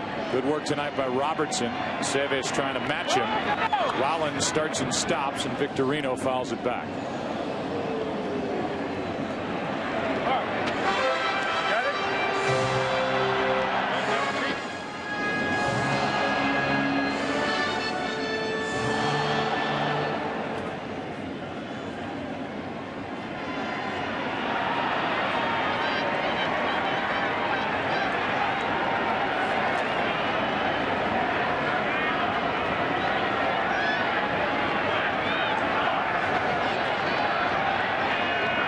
Victorino hit by a pitch. He scored a run. He's popped up, grounded out, takes a pitch in the dirt. Down to second goes Jimmy Rollins. Again, Rollins had made a break and then stopped. And he's down to second on what will be called a wild pitch. Ball kind of crawling up the mid. The chest protector and the mask of Posada as Rollins goes to second base on the wild pitch.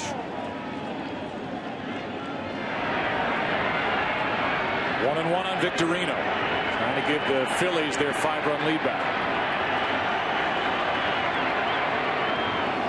Off the end of the bat, Jeter charges, gets a big hop, and just got him at first. Inning over. Into the 7th, game 5. As they make some cheesesteaks here in Philadelphia, with the Phillies leading 6-2. Back after this from your local Fox station.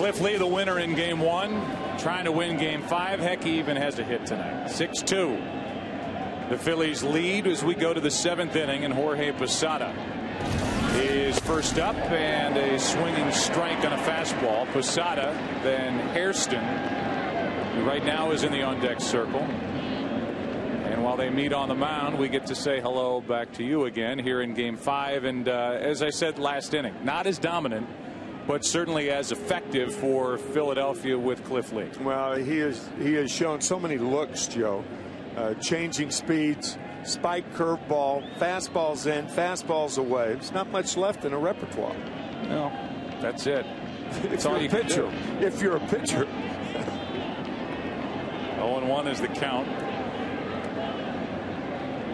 And Jorge Posada grounded out. His only at bat took over for Molina in the 5th. Takes a strike. I wonder if Posada was talking about him pitching before he was ready. He called timeout. Lee continued to pitch, and the pitch was a strike. And the crowd loved it. I think Jorge put that right hand up too late. It's not automatic. Time has to be granted, in this case by DeMuth, and he didn't, and now he rings him up. Strikeout number 3 for Cliff Lee. 2 pitches ago. Calling timeout, timeout. Home plate umpire Dana DeMuth said, nope, that's a strike. Posada argued, and then the next pitch was a strike on the inside corner.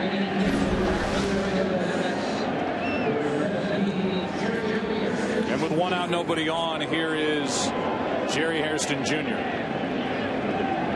He's made a start in this series.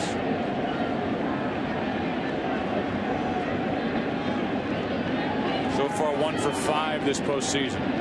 That one was a big hit, though. Came in his first postseason at bat. Hairston almost hopped out of there and tried to call timeout. And now he says something to the home plate umpire. He stayed in. He was watching from the on-deck circle, took a ball. Well, our first point of the scouting report is about how Cliff Lee works lightning fast. And Posada and Hairston have seen that here in the 7th. It's high ball 2-2-0. The hit for Hairston came in the 13th inning of game 2 of the ALCS against the Angels, and he scored the winning run.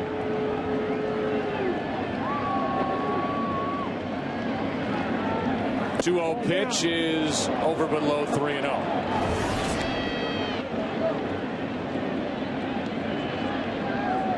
Jeter will follow.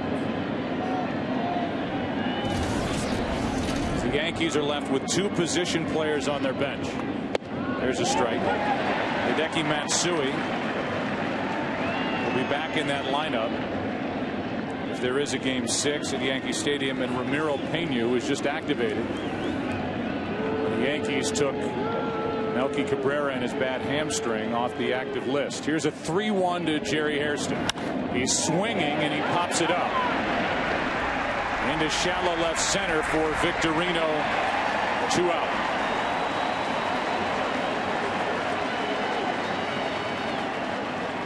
That'll bring in Derek Jeter. I could tell by the inflection of your voice that you were surprised that he was swinging. I was too.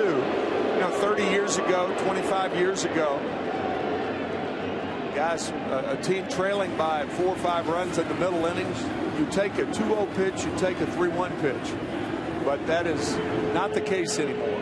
The game has changed, and that's not the only change in the game. So 2 out, nobody on, and Jeter, who's 1 for 3, steps in.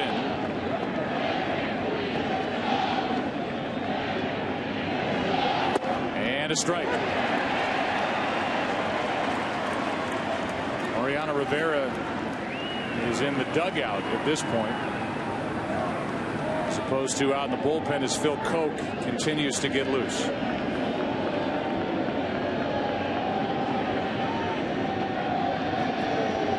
Pitch number 101 on the night. It's inside, a ball and a strike.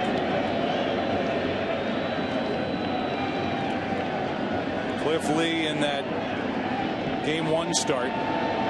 9 innings, 1 run. He's unearned 6 hits, 10 strikeouts, no walks through 122 pitches. Here's number 102 tonight. Strike 2. That Game 1 performance, Lee became the first pitcher in World Series history in one game to strike out 10 or more, allow no earned runs and no walks. That's how dominant he was against the Yankees.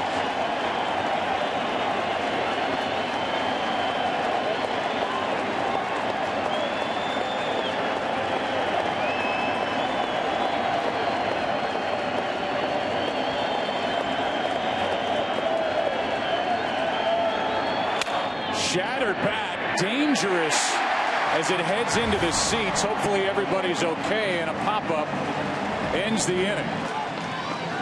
And that's all that Jeter was left with.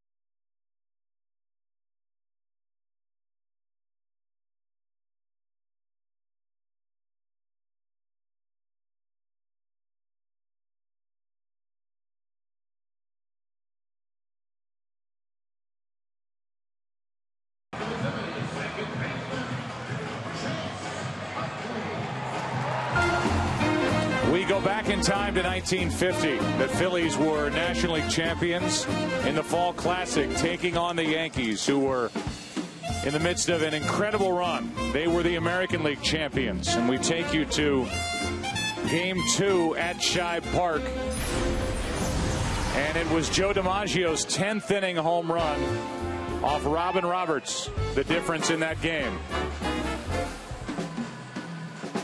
It was a 4-game sweep in Game 4 at Yankee Stadium. Yogi Berra Homered off Jim Constanti, the palm baller.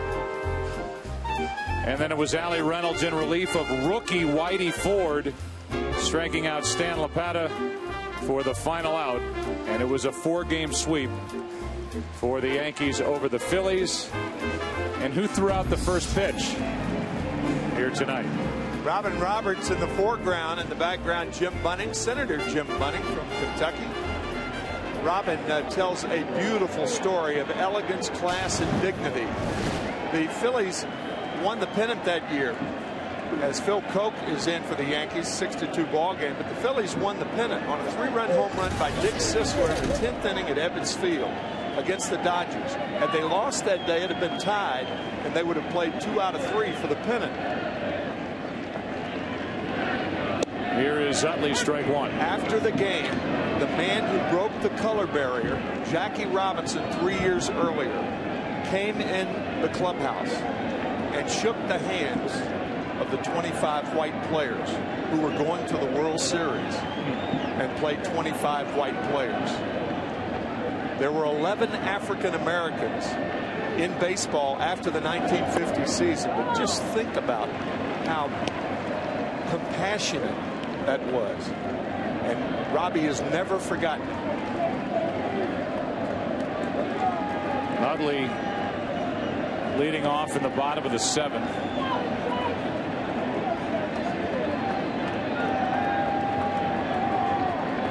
Howard will follow, and then Jason Worth against Phil Koch.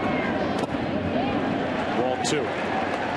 Talked about that run for the Yankees. That was World Championship number 2 of 5 straight between 1949 and 1953.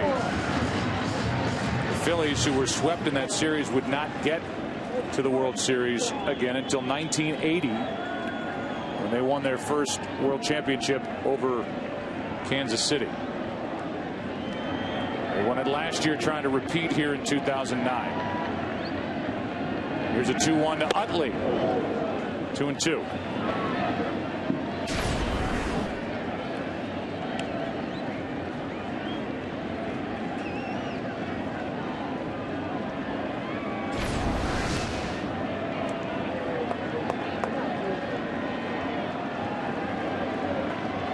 Phil Koch is the 4th pitcher of the night for the Yankees. Burnett lasted 2+. Robertson 2 shutout innings. The same for Aceves. A 2-2. Full count.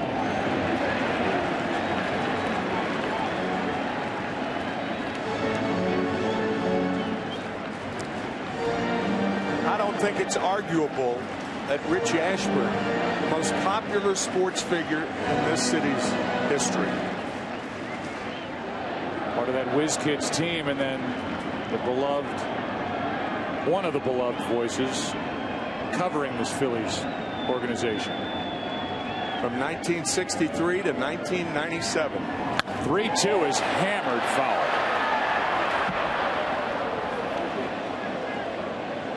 You were a former broadcast partner of Richie Ashburn, who had an unbelievable sense of humor. Unbelievable. 2-time batting champion, 4-time All-Star. And there's that run as a Phillies broadcaster, 63 to 97, and a Hall of Famer. Just smile thinking about it. Another 3-2 to Utley. And a shot into right.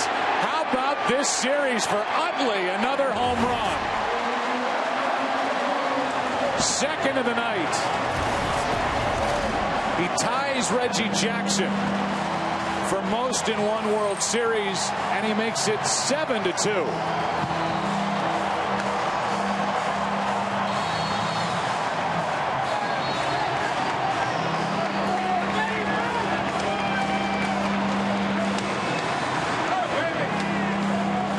When you stand on top of the plate, you like the ball inside, because you have to have quick enough hands to like it inside. Another home run for Utley. Crowd wants a curtain call. I don't blame him.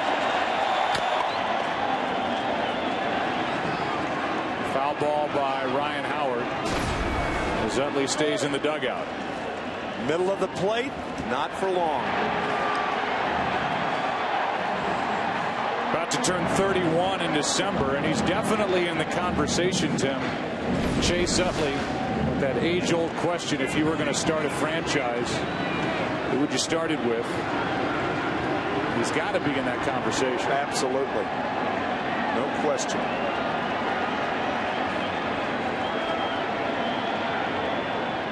The 0-1. Good swing by Howard. One of the better cuts he's taken in this World Series. It's 0-2.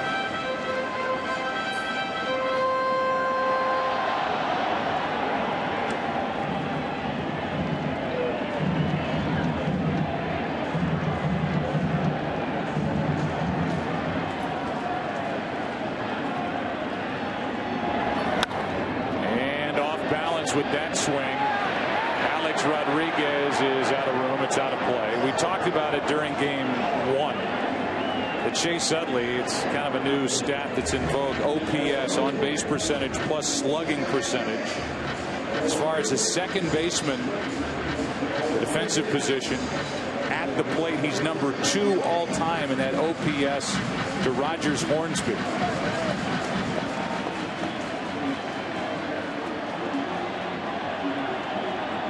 Fastball up. An 0-2 pitch. And it's up and out of the strike zone, ball 1.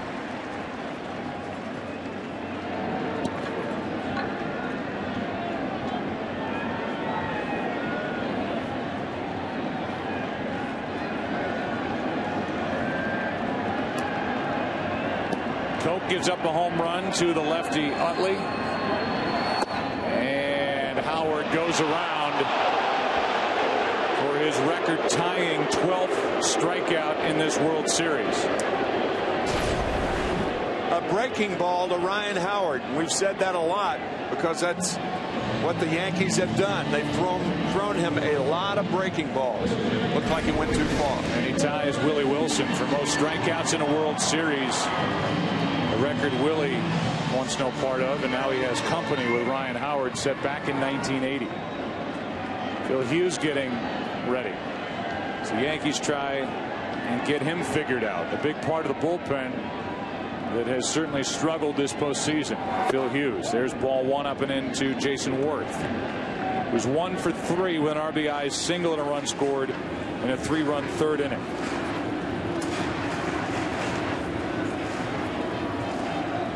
So back-to-back batters. One guy ties Reggie Jackson, Mr. October, for most home runs in a World Series. The guy behind him, Ryan Howard, ties Willie Wilson for most strikeouts in a World Series. Utley's doing his part to make sure that there's another game to play. It's kind of the story of 2 swings. Utley's, then Howard's. 2-0 the count on Jason Worth, who's popped 7 home runs this postseason, and he flies one into center for Gardner. 2 out.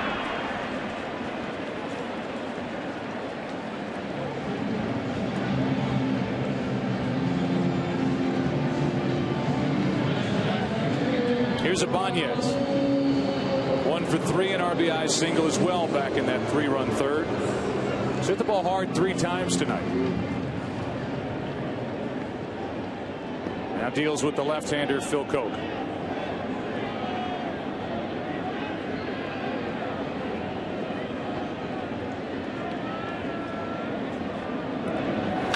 There's another good swing, but a foul back.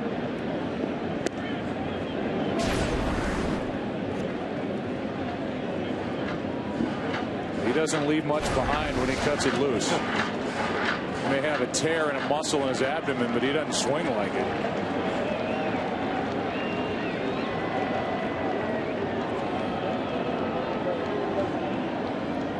Here's the 0-1 pitch.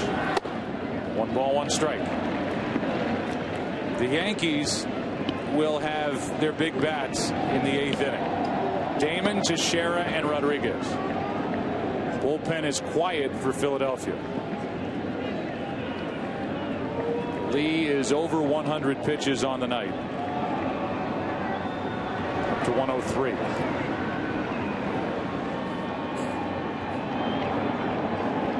Here's the 1-1. Straightens up Ibanez, ball 2.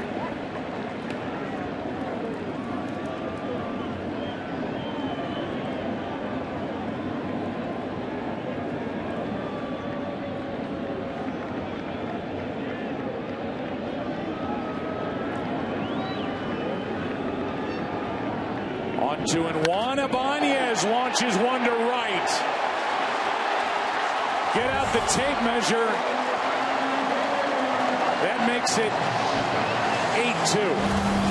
Off the billboard over the seats in right center.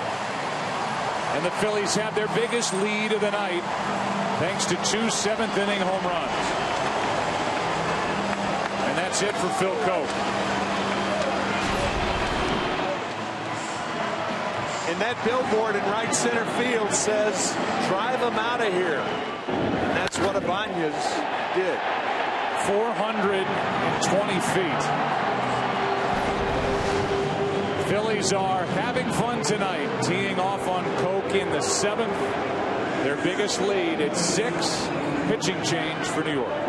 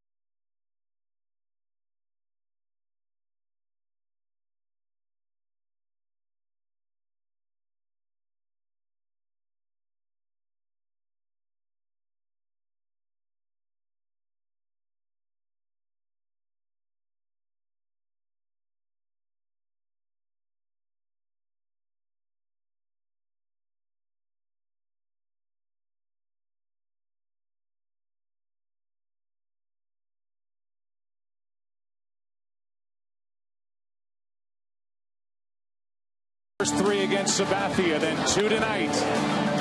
1 off Burnett, 1 off Phil Coke. To tie Reggie Jackson for the most in a World Series. 8-2 as Ibanez followed with a shot off Phil Coke, and now Phil Hughes, who's trying to get his pitching stuff back in order. 2 out, nobody on, and a fastball's in for a strike to Feliz, who's 0 for 3. Even with the Yankees trailing 8-2, Joe Girardi trying to get something positive to take back to New York if they lose this game.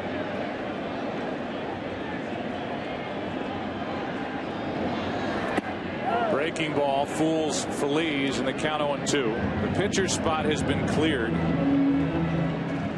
so Girardi can let Hughes go a little while. The Yankees will have the 2, 3, and 4 hitters in their half of the 8th. And a breaking ball gets Feliz looking. So there's a positive for Phil Hughes. 2 homers in the inning and a 6-run Philadelphia lead after 7.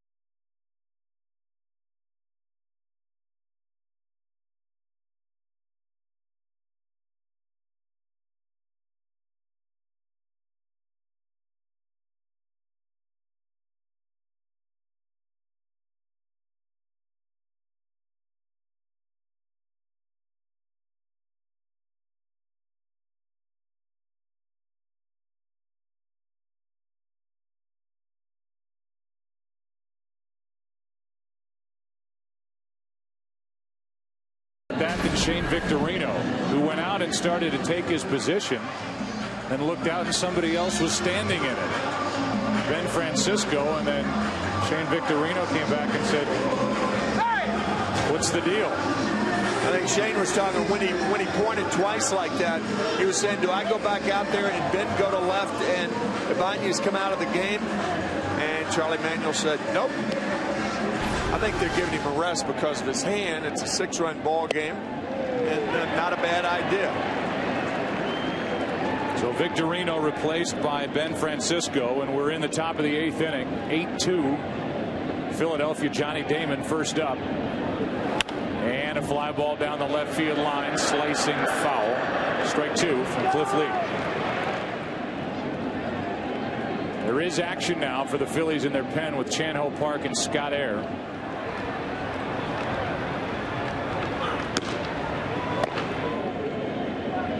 Johnny Damon has a single run scored, a walk, and an RBI ground out.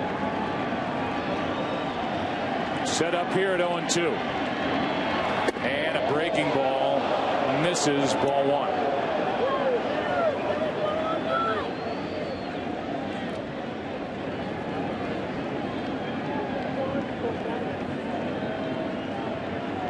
Teixeira next. Top of the 8th.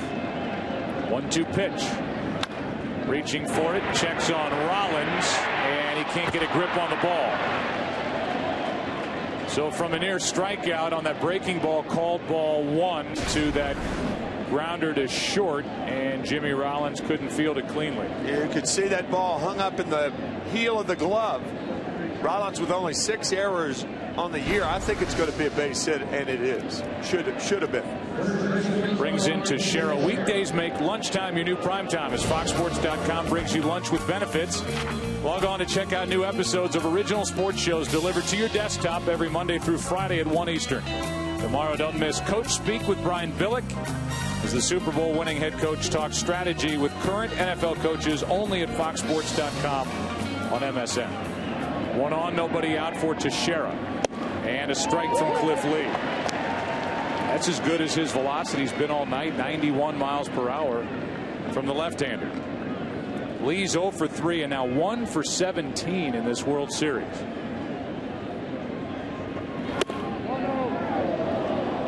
One and 1. Cliff Lee like CC Sabathia. Looks like they could throw 15 innings if necessary.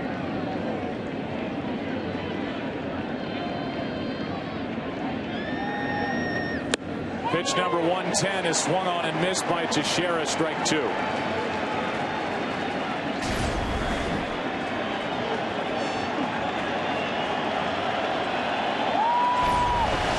Pretty good life with that fastball here in the 8th. And that ball is hammered into left field. It will get past Ibanez to the wall. Teixeira digs for second, has a double, and it's second and third, nobody out. With Alex Rodriguez coming up, and one swing of the bat could make this a 3-run game. That was a changeup from Lee, but he got it up, and so did Teixeira.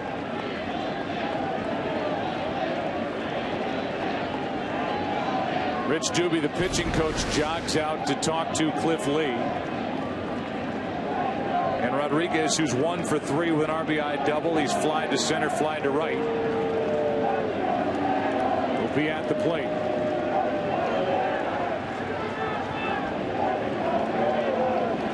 Of all the baseball questions that have to be answered, how do you feel may be the most prevalent. To get our guys at StatSync to look that up. How many times that question has been asked? And how often is the answer, I'm fine. I'm fine. Damon with an infield hit. A double by Teixeira. Here's Rodriguez, who could tighten this one with one swing. 6 home runs this postseason for Rodriguez, and he shoots one in the air to left, into the alley and off the glove of Ibanez. One run scores Damon. Here comes Teixeira. And it's a 2-run double for Alex Rodriguez. And just like that, it's 8-4 here in the 8th. And, Joe, that's what Shane Victorino was talking about when he pointed, do you want Francisco in left field, because both are better outfielders than Raul Ibanez. Ibanez going to his left, the ball right off the webbing, actually off the thumb of the glove. That ball could have been caught. That was Victorino's point. You want me in center and Francisco in left because we're better fly chasers, and that's a fact.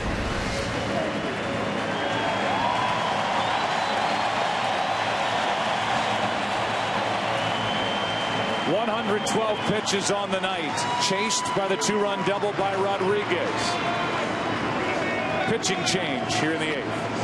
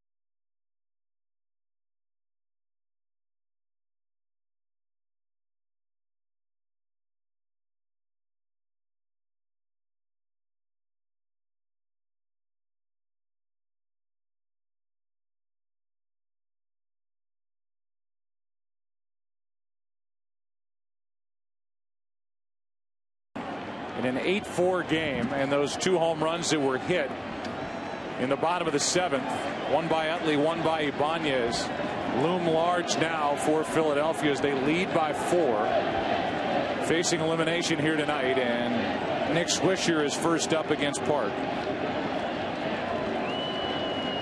Remember, Hideki Matsui is left on that bench for Joe Girardi. Strike 1 to Swisher. Thought it was outside. It's strike 1. Swisher tonight 0 for 2 with a walk. That was against Cliff Lee, who threw 112 pitches. If he gets a decision, can only get the win here in Game 5. 1 ball, 1 strike from Park. Park worked an inning last night, walked 1, struck out 1.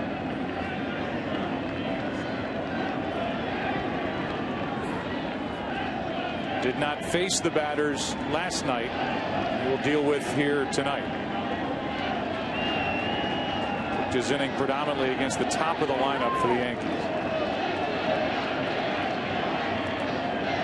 Here's the 1-1. Park took something off, strike 2. Rich Doobie, the pitching coach of the Phillies, really believes in the changeup, and a lot of Phillies pitchers throw that. Cliff Lee does. Ryan Madsen Chad Durbin. He does not, however, believe in the split finger fastball. He thinks the changeup is superior.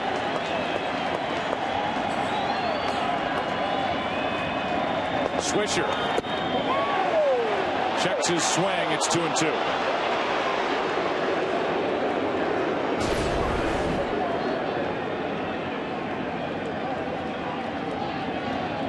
Awful close, no swing, said Jeff Nelson, the third base umpire.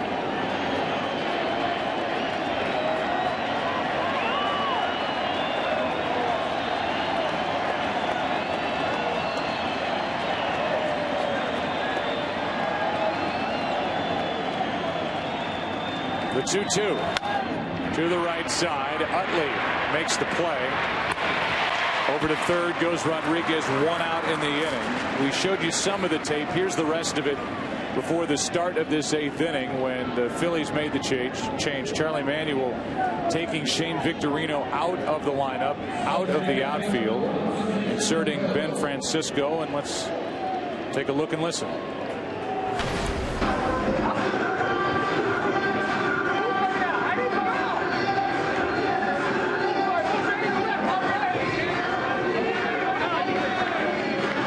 See Victorino pleading and saying, move Ben to left. I'll play. I'll stay in center. Ibanez stayed in the game and left and had a ball go off his glove, hit by Rodriguez for a 2-run double. And now Cano with Ruiz going to the mound to talk to Chan Ho Park. Emotion is such a key to the game of Shane Victorino. Yeah, you're right. And you can see him just coming up to Charlie Manuel with those wide eyes, shocked that he was coming out of this game 5 with his team facing elimination. Charlie Manuel wanting to give him the rest of this night off. I've already x-rayed that right hand to see if there's a break in it from when he was hit by A.J. Burnett in the first. So he's finished tonight.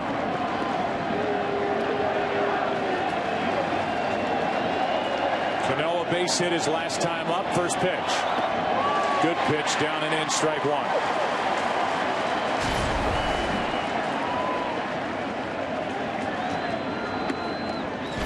The changeup from Park.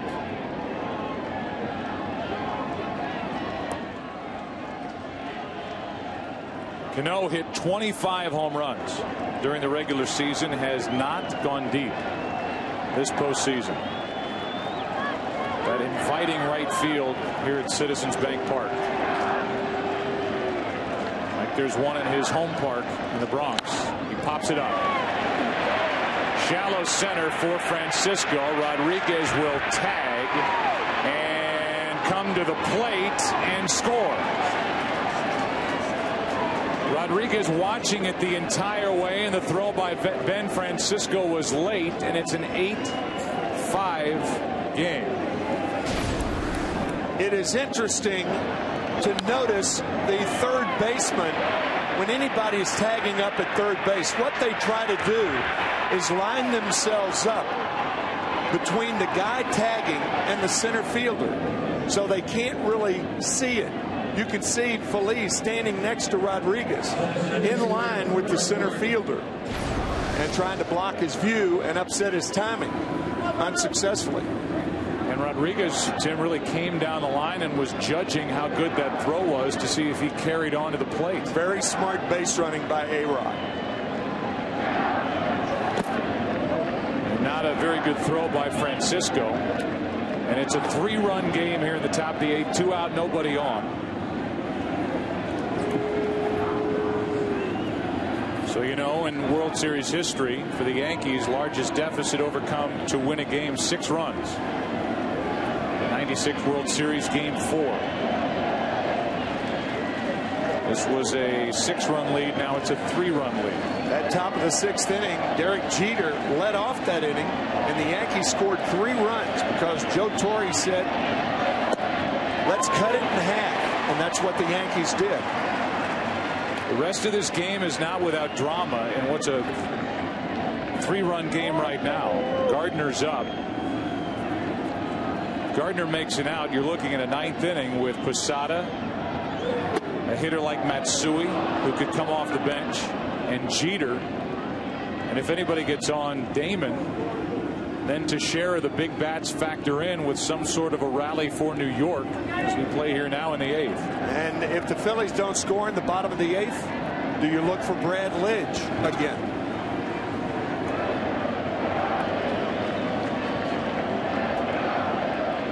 Gardner tonight is 0 for 3 with a strikeout and 2 groundouts.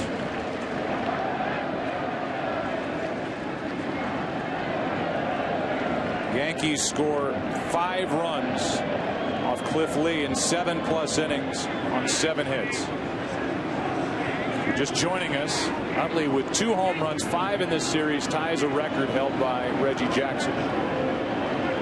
Alex Rodriguez has 18 RBIs this postseason.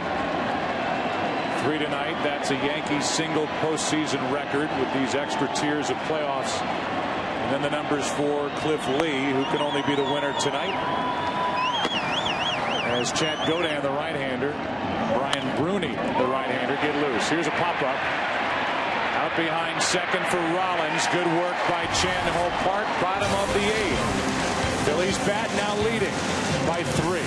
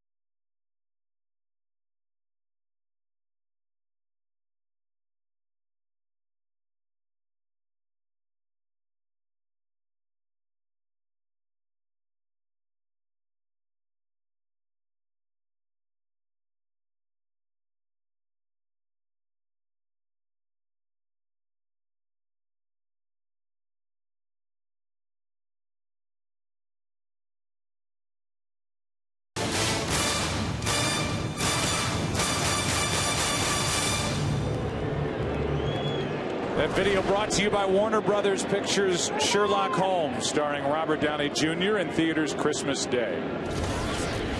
As Ruiz leads off against Phil Hughes and looks at a breaking ball for strike 1. It'll be Ruiz, then a pinch hitter, Matt Stairs, and then Jimmy Rollins.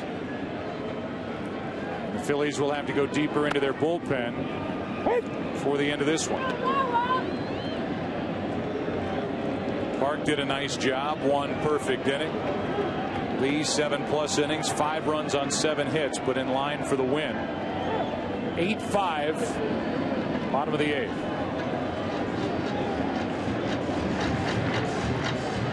Now Rivera has changed his location from the dugout to the bullpen. The 0-2. Breaking ball grounded up the middle. Ruiz has another World Series hit. His 10th over the last 2 years. Now 10 out of 32. And the leadoff man is on, and Stairs will indeed bat with nobody out. Yeah, Charlie Manuel has 2 ways to go. You can put Eric Brentland up there to bunt. Bunt Ruiz to second base, play for 1 run. But Charlie's thinking, Charlie is a hitter at heart, period. He wants to see Matt Stairs do what Matt Stairs tries to do every pitch, hit it off the end of the world. So far, Stairs is 1 for 6 in this World Series. Got to start as a DH in game 2.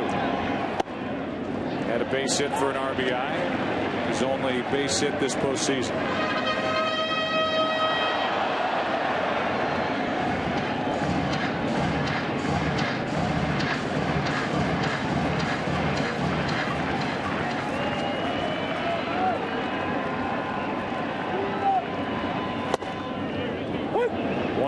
Strike, good fastball from Phil Hughes.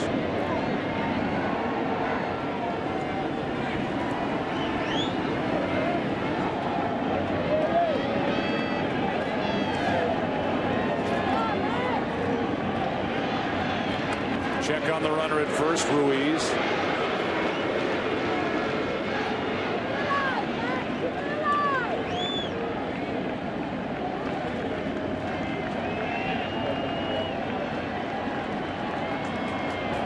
Stairs, the oldest player that the Phillies can send up there on their active roster. Oldest player in this World Series, up on the count here, 2-1. Matt Stairs plays in 2 hockey leagues in Bangor, Maine. Called his buddies about a week ago and said, keep the ice cold, guys. I'll be up a couple of weeks. 2-1 the count. And a strike.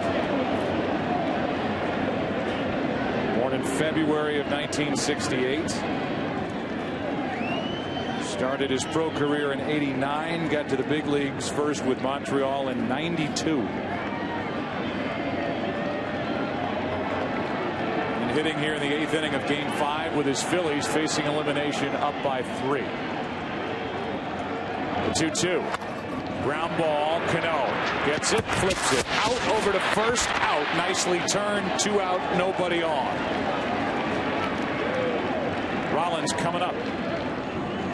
The World Series on Fox is sponsored by Walmart. Save money, live better. Walmart. By American Express. Don't take chances, take charge. And by AT&T. Your world delivered. With the bases empty, Jimmy Rollins steps in. He's been on base 3 times tonight with 2 hits, a walk, and a run scored. Interesting to see Ryan Madson getting loose. It is. Here's a ground ball to second. Right at Cano. And right into the 9th inning we go. The Phillies 3 defensive outs away from sending this World Series back to the Bronx, leading by 3 into the 9th.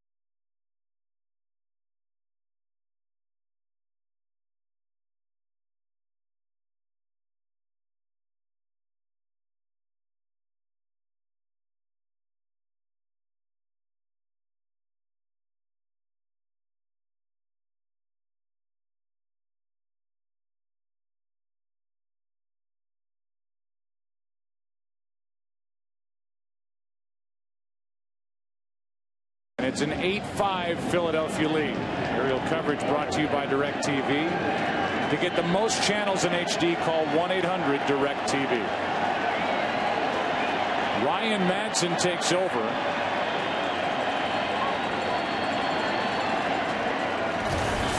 And not Brad Lidge, up by 3 runs, a save situation right now for the Phillies, and it's Madson. Lidge last night took the loss. And Madson fires strike 1 to Posada with Matsui on deck and then Jeter. My opinion on this, I don't know whether this is true or not, but I think Ryan Madson is less inclined to walk himself into trouble than Lidge is. And that's why he's in the game and not Brad. That drives Posada off the plate. Red Myers is getting loose, so Brad Lidge is not being considered here in the 9th inning.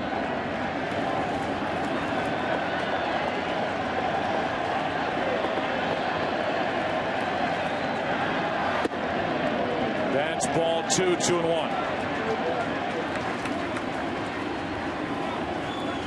World Series fact that no team has ever come back to win after trailing by 3 or more runs in the 9th inning.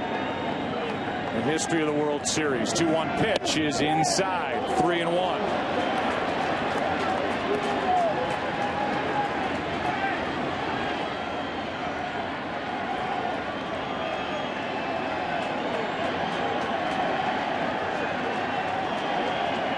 The 3-1.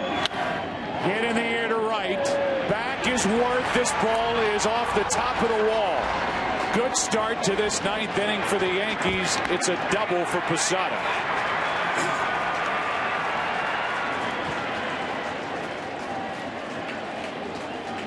The one downside of that not issuing a walk is that on a 3-1 pitch, Ryan Madson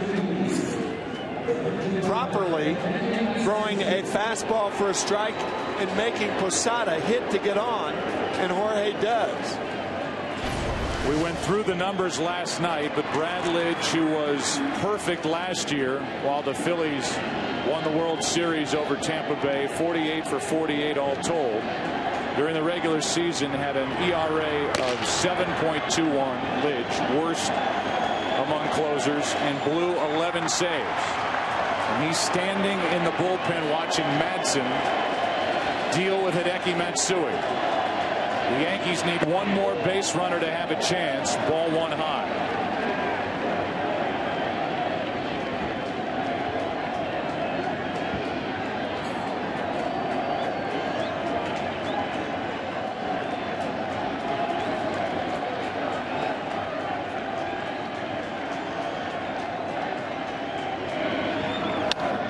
Good rip by Matsui. Good fastball from Madson. 93 miles per hour. It's a 1-1 count.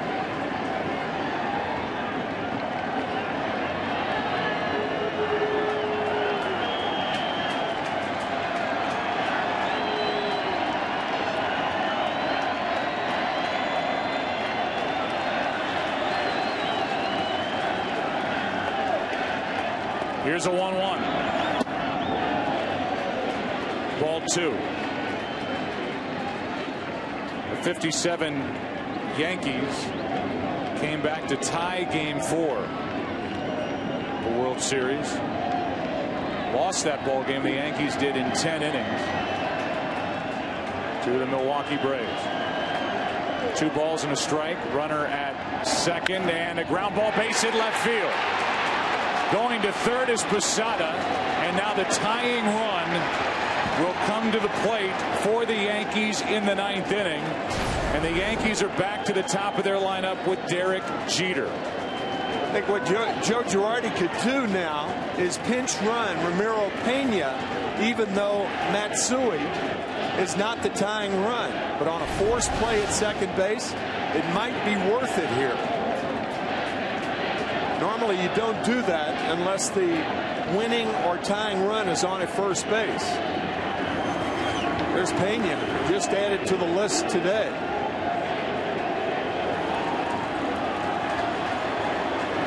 And here comes Rich Doobie to talk about it.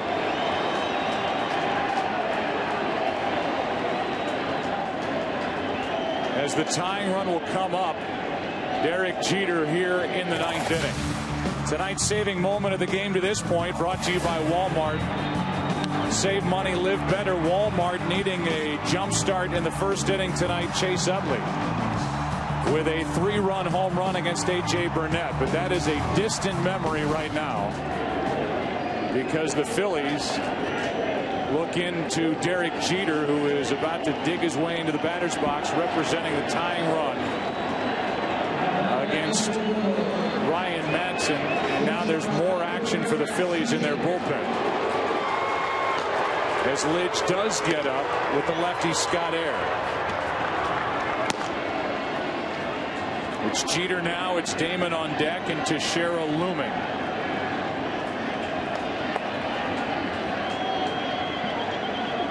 First and third, nobody out. Jeter takes a ball.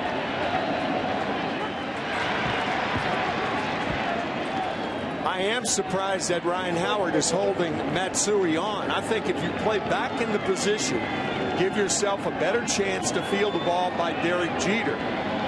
The odds are a lot better, and I don't think Matsui's going anywhere. Jeter hits a lot of balls to right field. In fact, he's done that tonight in the 5th inning. Single to right past the outstretched glove of Howard. That's wide. It's 2-0.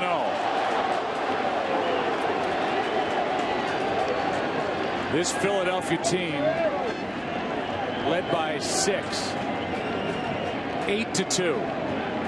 Got 3 runs home in the 8th. And have first and third, nobody out here in the 9th. Here's a 2-0. 2-1 on a 92-mile-an-hour fastball from Madson.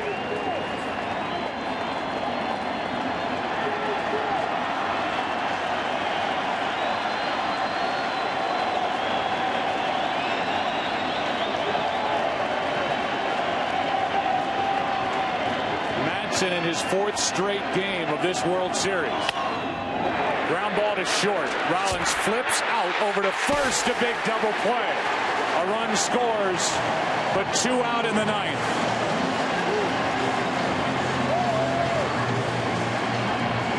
No RBI for Jeter, who bounces into a 6-4-3 double play. Well turned by Rollins and Utley. And the Phillies love that trade. 2 outs for 1 run here in the 9th inning. They'll take it in the 2nd. Now Ruiz out to talk with the left-handed hitting Damon, who got it started in the 9th inning last night for New York with a base hit. Stole 2 bases, scored the winning run on a double by Alex Rodriguez.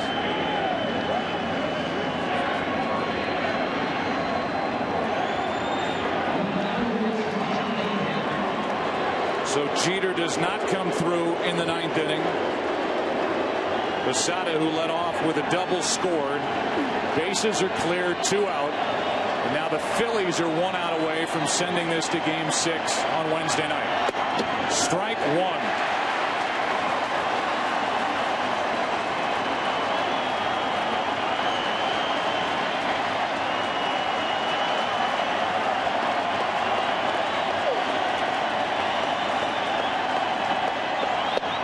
Strike 2.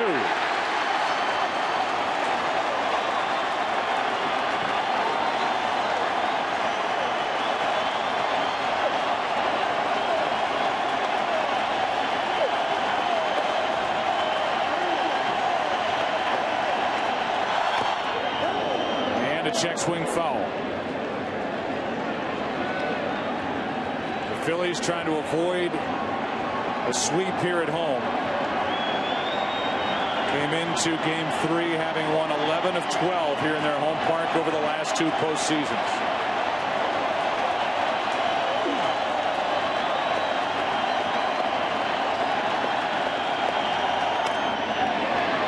Damon in that battle mode as he was last night against Brad Lidge. And now time called out in right field as Jason Worth motioning in toward home plate, that something in the background is bothering Worth. As as he looks into home plate. 0-2 the count on Damon. 2 out. Phillies up 2. Ball 1.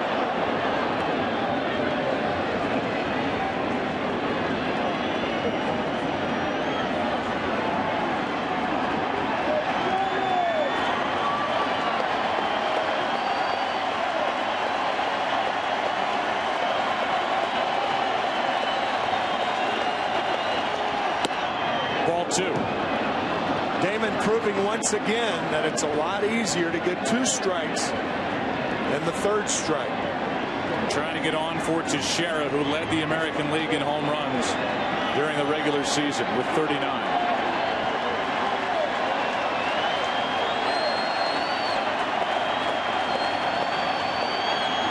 Ground ball up the middle. Damon keeps it going and brings the tying run to the plate. On base for the 4th time tonight, 3 hits and a walk, and a smile on Johnny's face here in the 9th inning. The pesky Damon.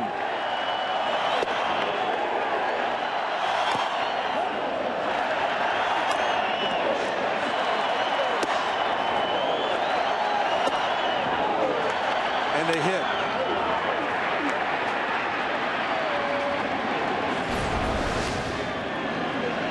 Teixeira, who has 2 postseason home runs with the Yankees. One right-handed, one left-handed. Takes a strike over the outside corner. Teixeira hit 39 home runs during the regular season, 30 of them batting left-handed. So Ayers stays in the bullpen and Madsen stays in the game.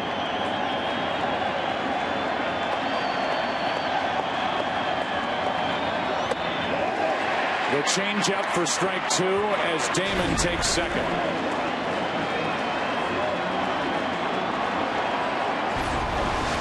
No stolen base.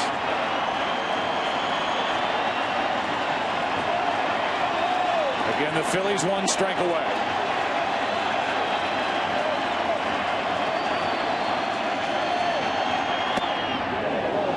Wouldn't go after that changeup. Ball 1. Who's standing on deck?